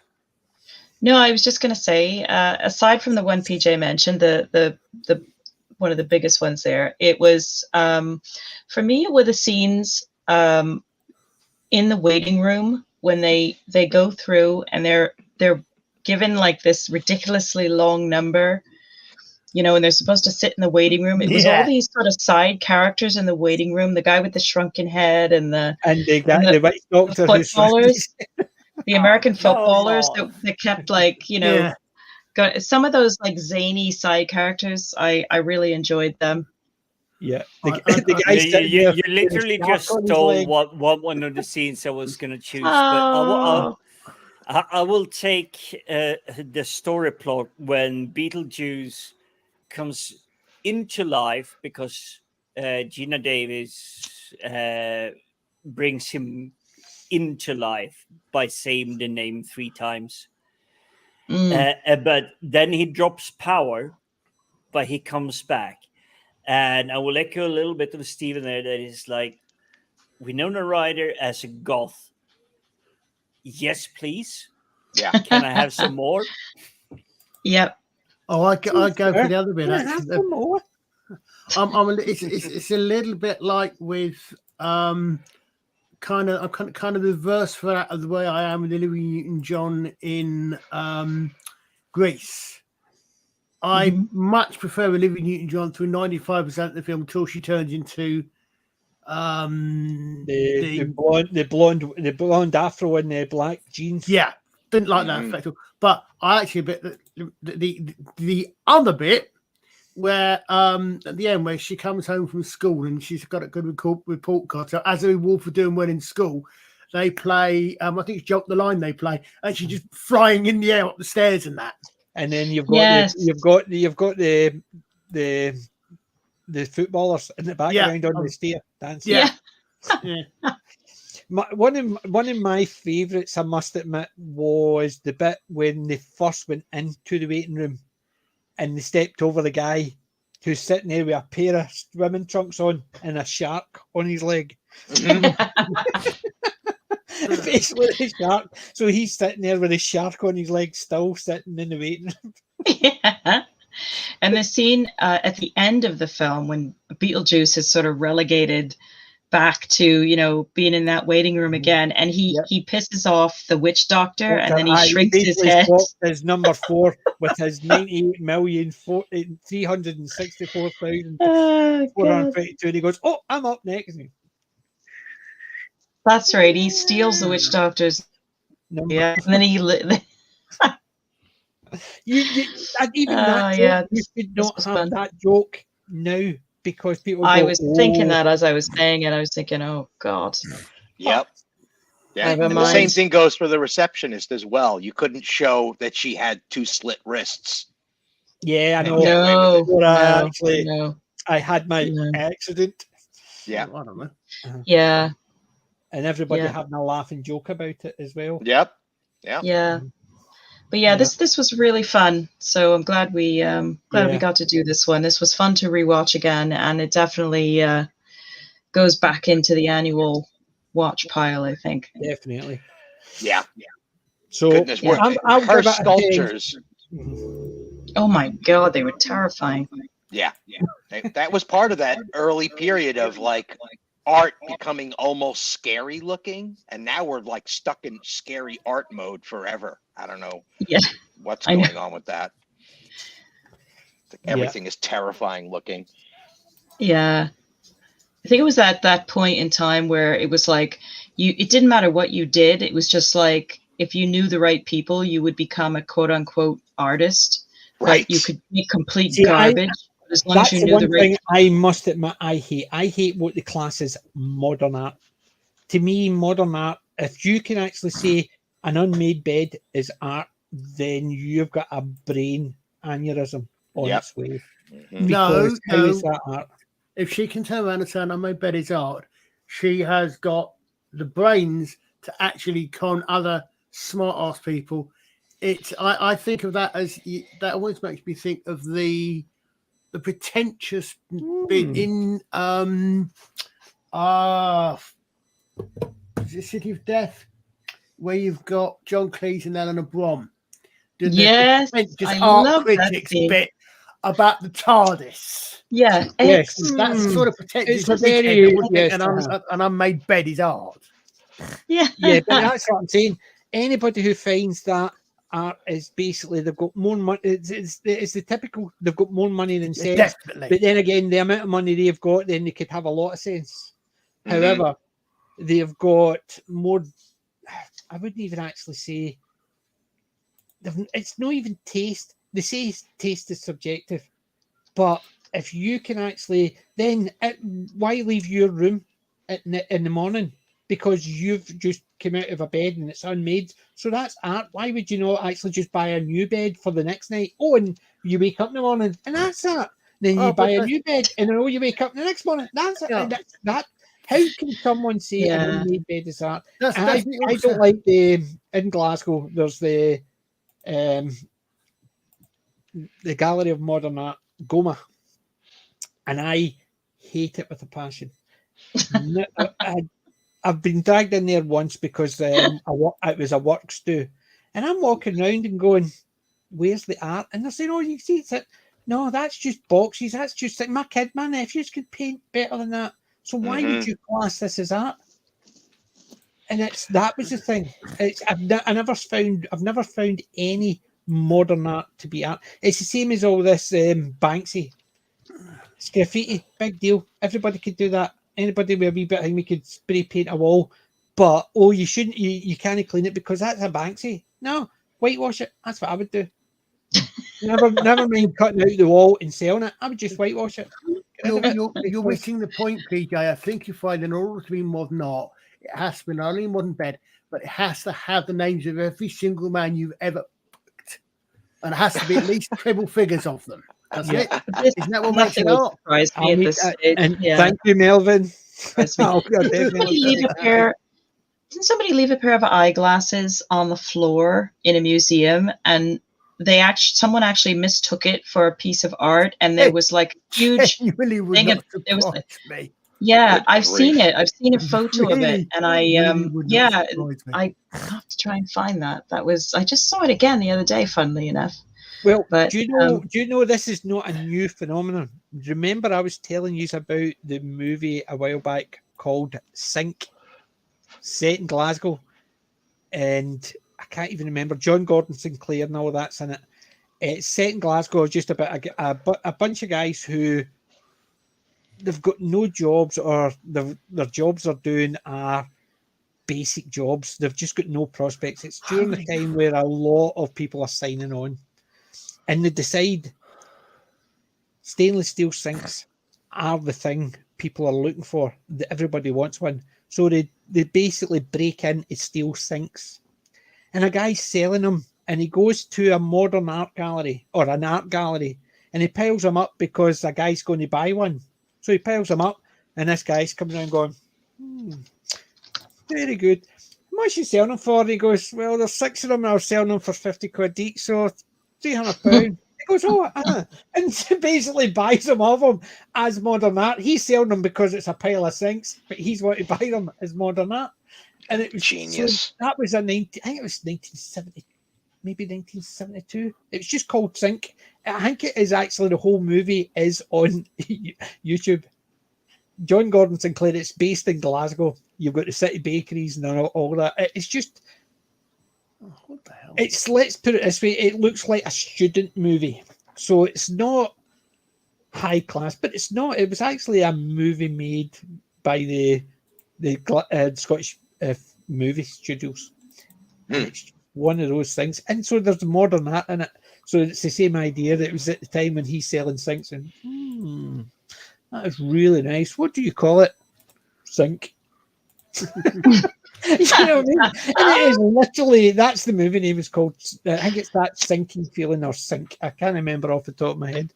But if that's what passes as modern art, my flat's worth $1 billion. Yeah.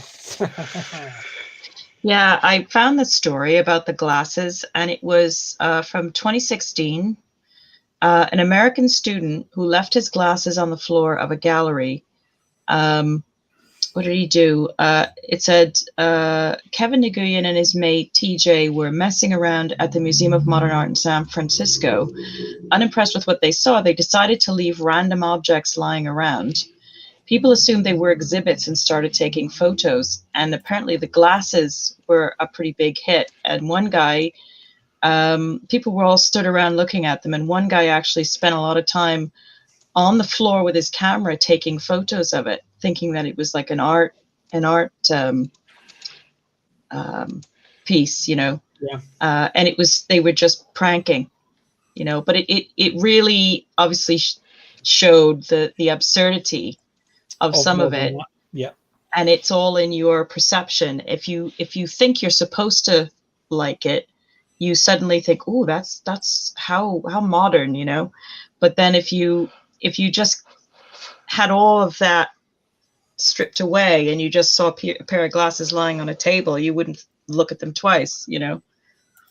So it's a fascinating observation of human behavior, isn't it? Yeah. Mm-hmm.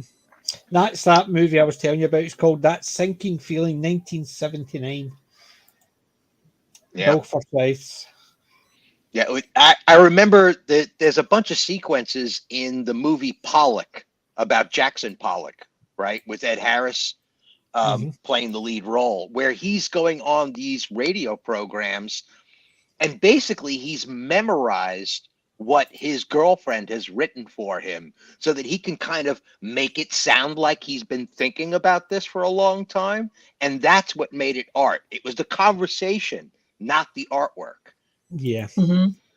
I just could never understand why people think modern art, but Yeah, I because mean, it's in the future, I guess. That's why it's modern art. Because it's intellectualizing an inanimate object, I guess. It's like an intellectual reaction as opposed to an aesthetic, I guess. It's weird. It's like it's probably not. I'm probably not explaining it well, but it's like, when I go into an art museum, I am open, to a more modern interpretation of art. I do like sculpture, things like that. But there is a point where your brain just goes, nope. Nope. I think you've pushed the boundaries here a little bit too far. But it is very subjective. So, it's a funny one. It's there's an argument to be made for how color, how a combination of colors or a certain type of color can affect our brain, and you can get into the science of a lot of it. But I think there's some things like that. I dropped it in the chat as well, the article about the glasses, where it just turns the whole thing on its head, and it shows how absurd some of it can get. Well, I mean, they say. I think there's actually Judge come out with a line. It was I think art is a little bit like porn. Bear with me. I can't define it, but I know it when I see it. Right. Yeah. Exactly. And again, that's very subjective too. There it is. Yeah. And if you scroll down, there's the guy taking a photo of it further down, I think, in the article. They're all standing. They are all standing around. Somebody put a hat on the floor and they were taking pictures of that. Yeah, they had a bit of fun, and you could just see the. There was another one. It was a very Doctor Who. Consider in a bin there.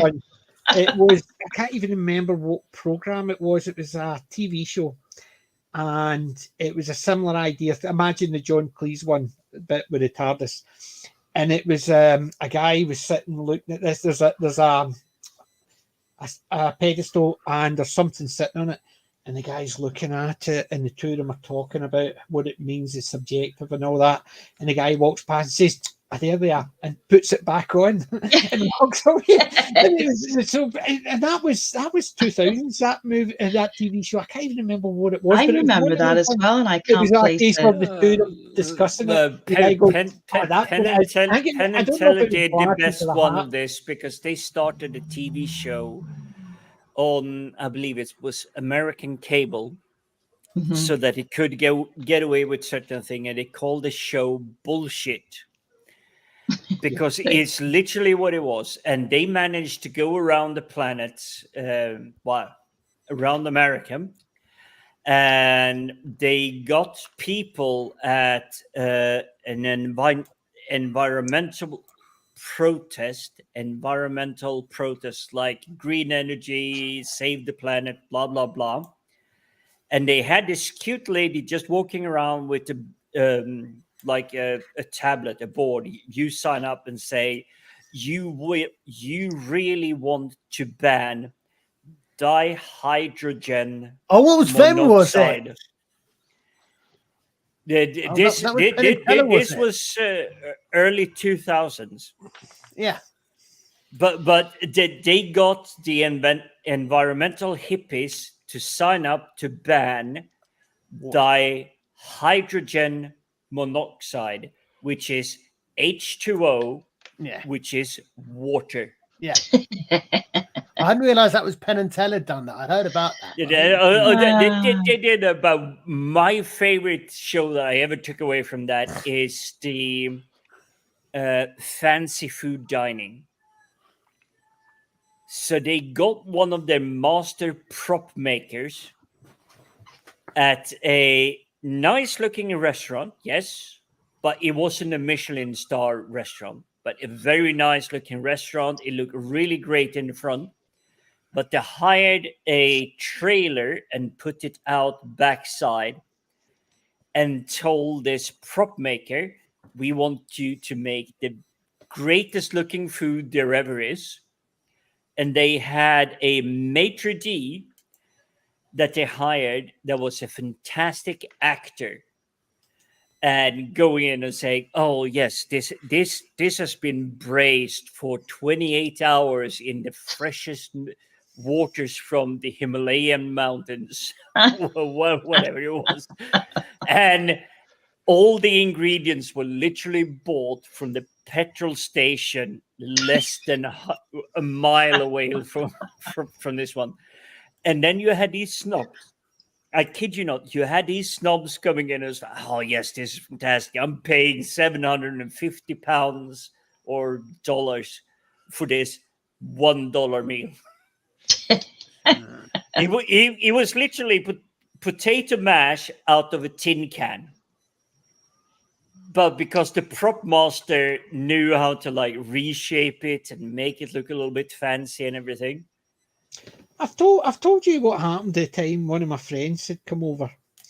We went down to Merchant City because there was a thing on, but because we went down there, everything was packed solid. So we went into this restaurant. It is known for a bit high class. I got a steak fillet. My wife got a mushroom roasty. And in effect, it was a hash brown with a mushroom on top. And I got the 3 tiny medallion steaks, tiny, the size of what you would probably, not even a silver dollar. So you're talking about a 10p piece in the UK. They were tiny. And we spent £55 and we came straight out and went straight to McDonald's because we were still starving. Mm-hmm. And it's a case of we're paying because of the name of the place, not anything else, not for the food. There's a joke or something about it. It was some the pretentiousness of haute cuisine and all the rest of this. That was, how did you find the steak, sir? Oh, it was easy. I moved a piece of lettuce and there it was. Yeah, but it is that type of thing. You go in, it's the same as haute cuisine, where they give you a plate that size and the food is that size right in the centre. Yeah, that does not work for me. It does not work for me. I went to a restaurant the week after that one, and I got a grilled mixed grill, and it was piled high like that. And halfway through, I'm sitting there going, I'm never going to finish this. I know. Same price. Exactly. And I felt better leaving some of the food in that plate because I was stuffed. Because it was the same price. We spent the same price the next week, and both of us were full and had to send some of it back because it was so much. To me, that's a meal that I would spend $55 on. That. Yeah, exactly. Exactly. Yeah. Guys, exactly. And I think the higher end restaurants are getting a little bit silly. I mean, you order more than your eye can meet, so.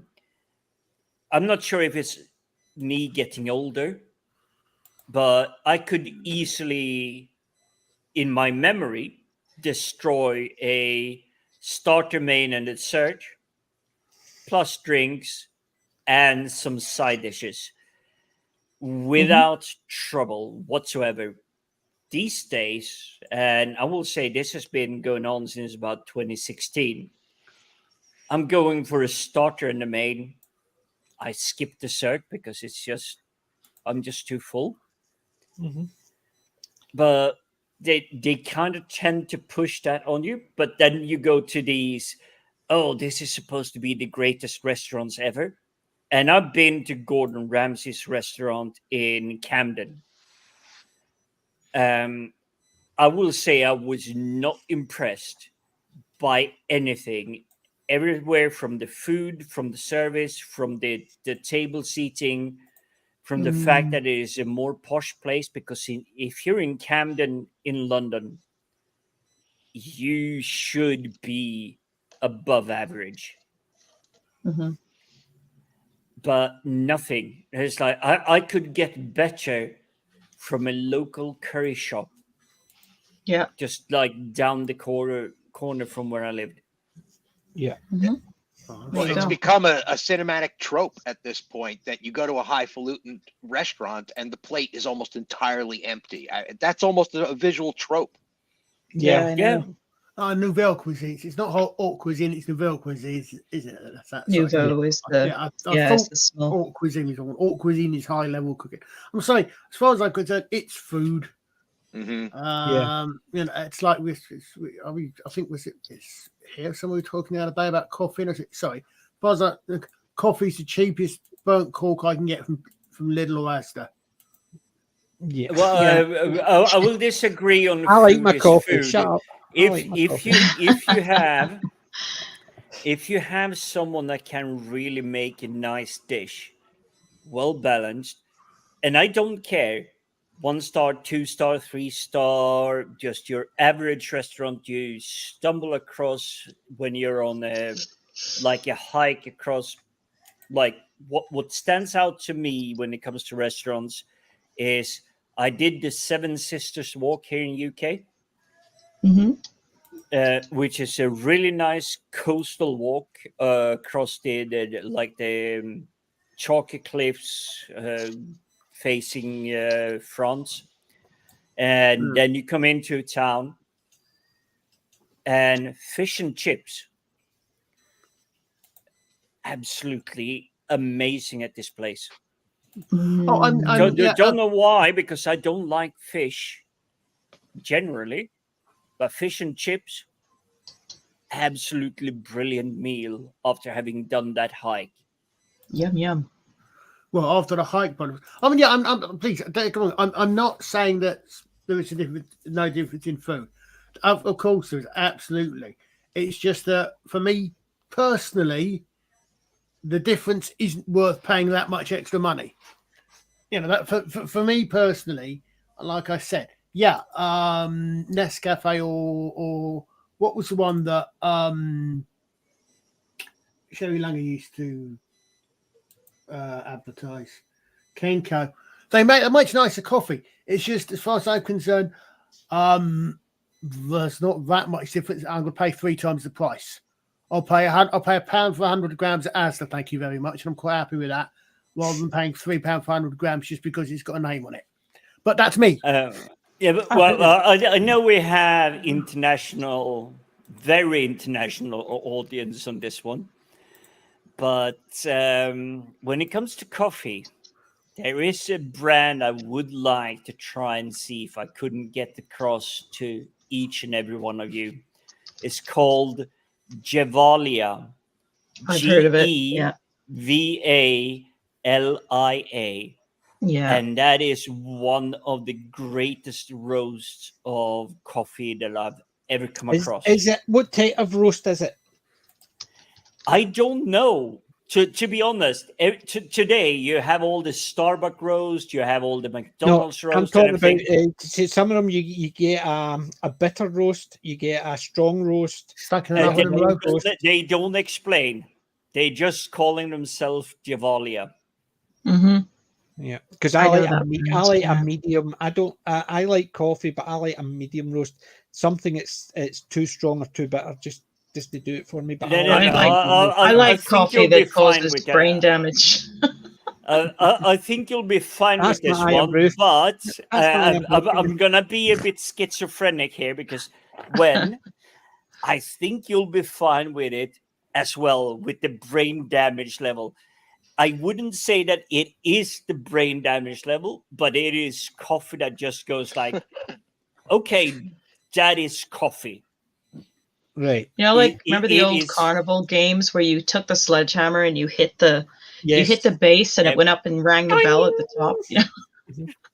Yeah, I've got a question to ask, right? It's only because we were the Bill Forsyth was mentioned, and obviously the sinking feeling, and Melvin mentioned one of his other ones, Local Hero, with Burt Lancaster.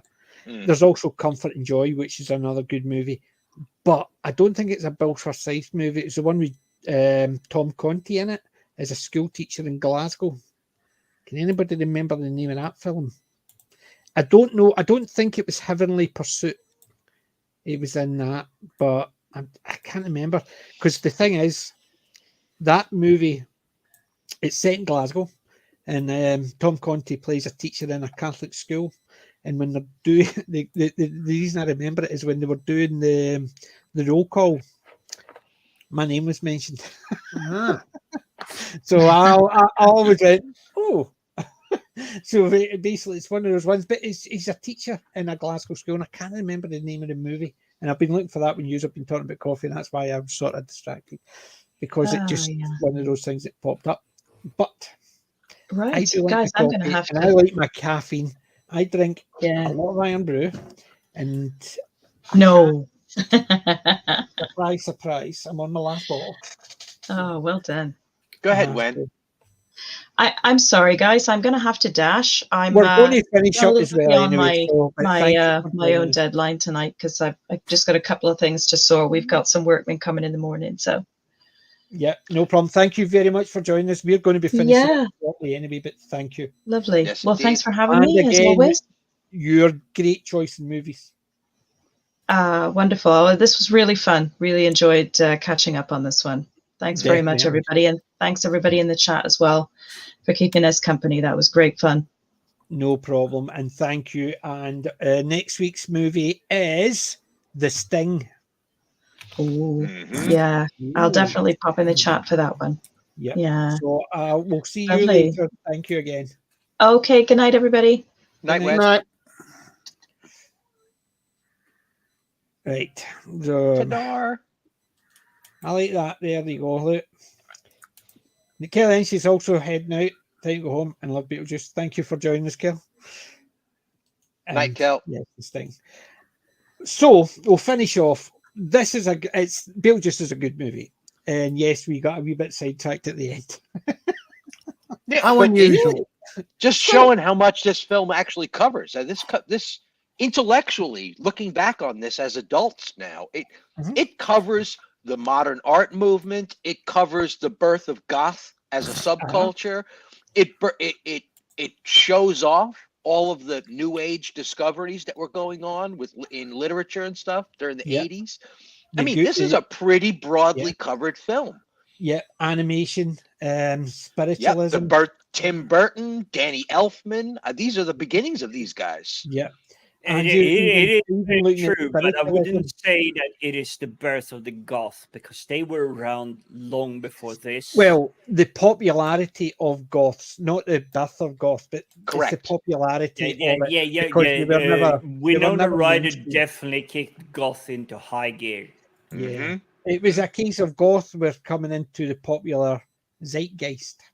Yeah. And this was one of the things that people wouldn't have seen normally. Whereas now, if you want to show someone who's broody, they're all dressed in black with the black makeup on and they're all gothy.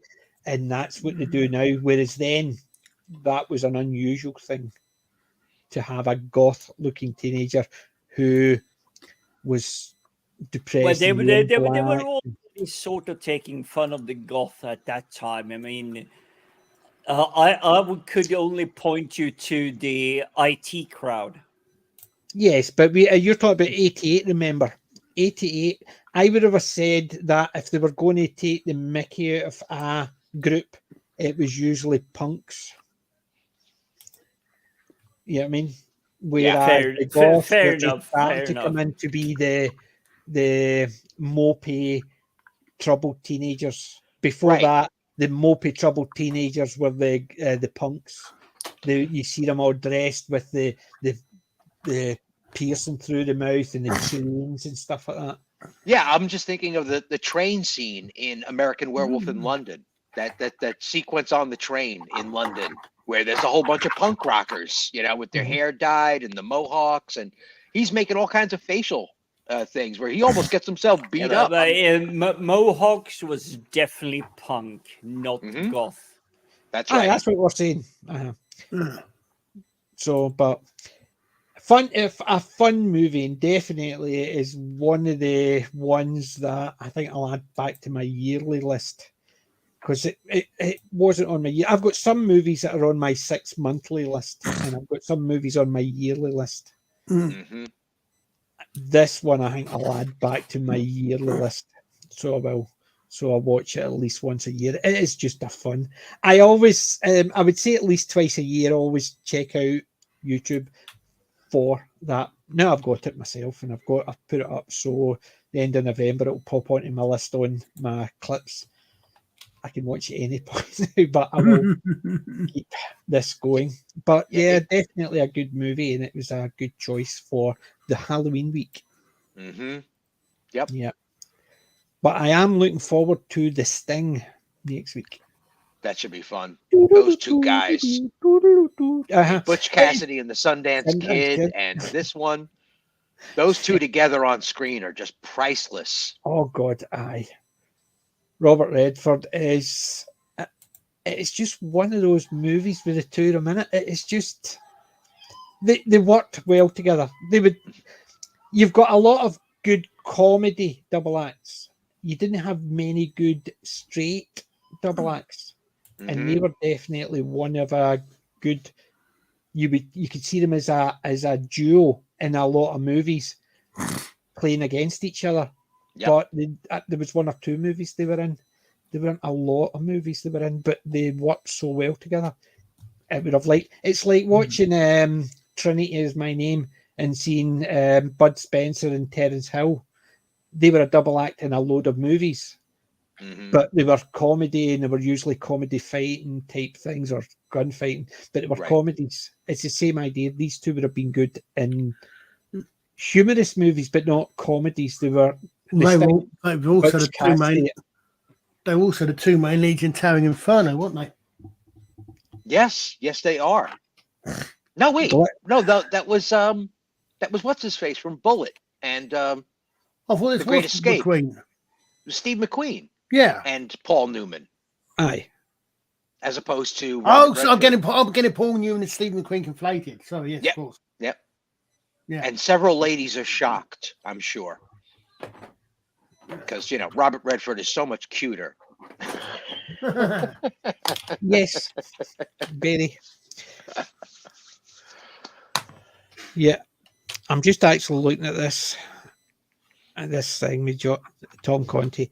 I think that's definitely one. Glittering Prizes. Thank you, Melvin. That's the one. I'll need to dig that one out. But see, every time we talk, actually, there's more movies to add to my list. Beetlejuice is a solid 8 out of 10. It just never gets old. It's never unabashed. It's shameless. It's doing what it's doing. It says, come on board or get out of the room. It's.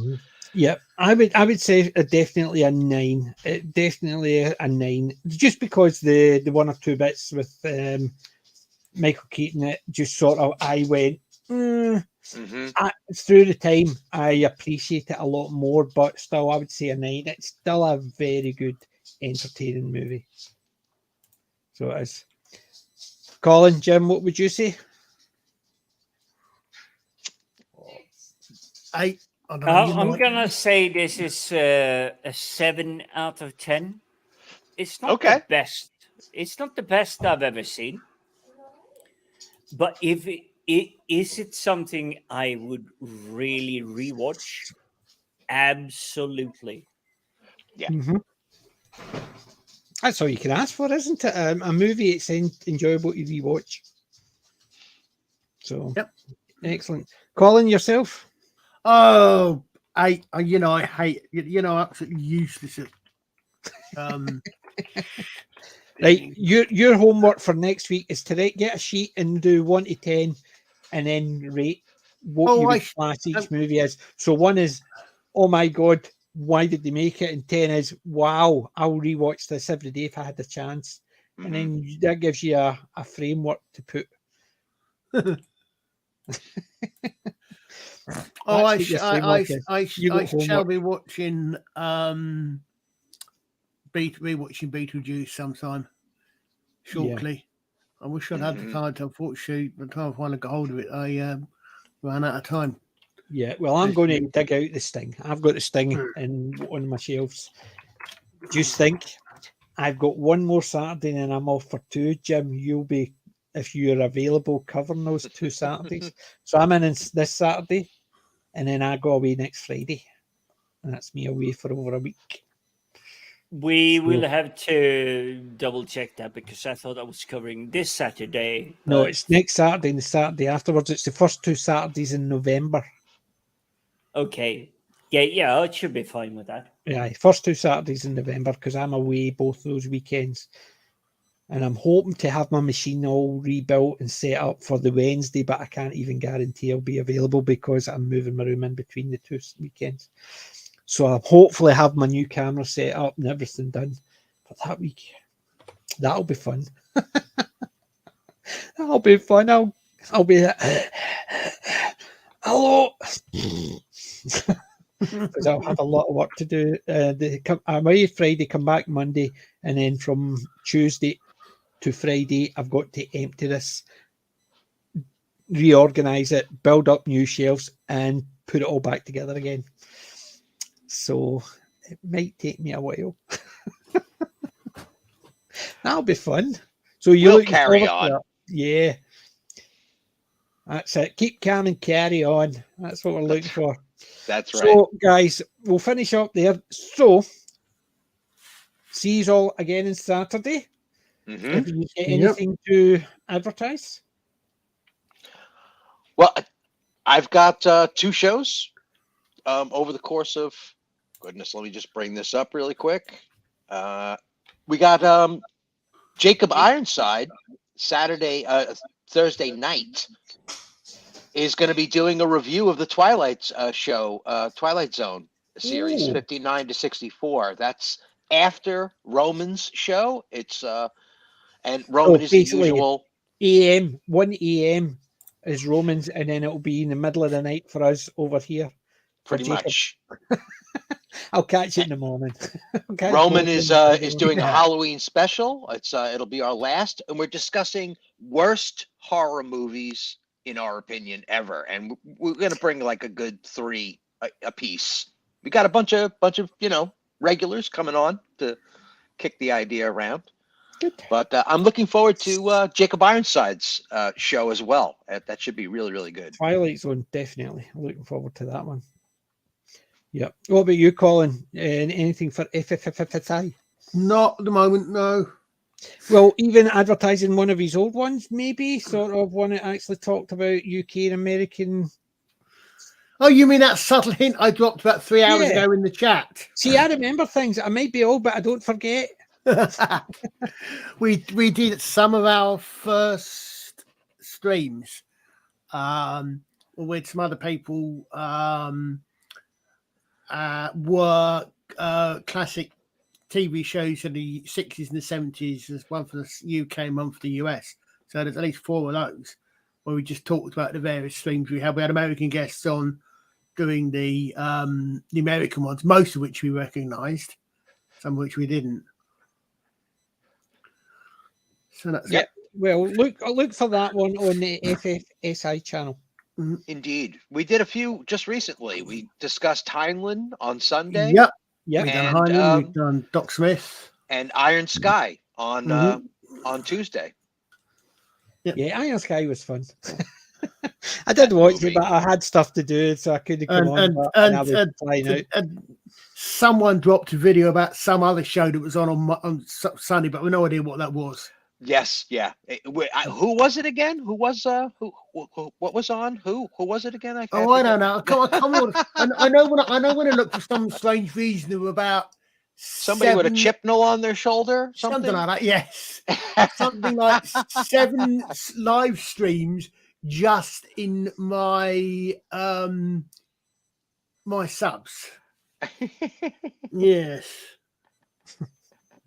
Yeah, Alex and Sadako did a review rant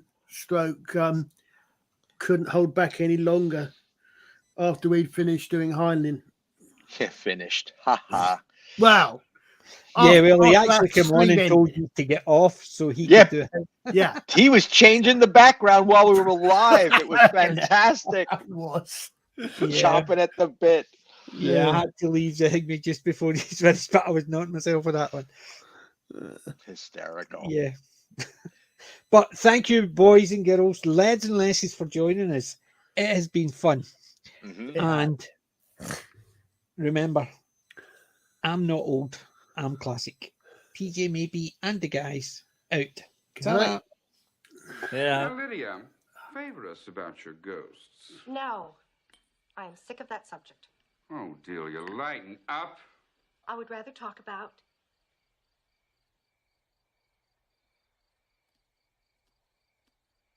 There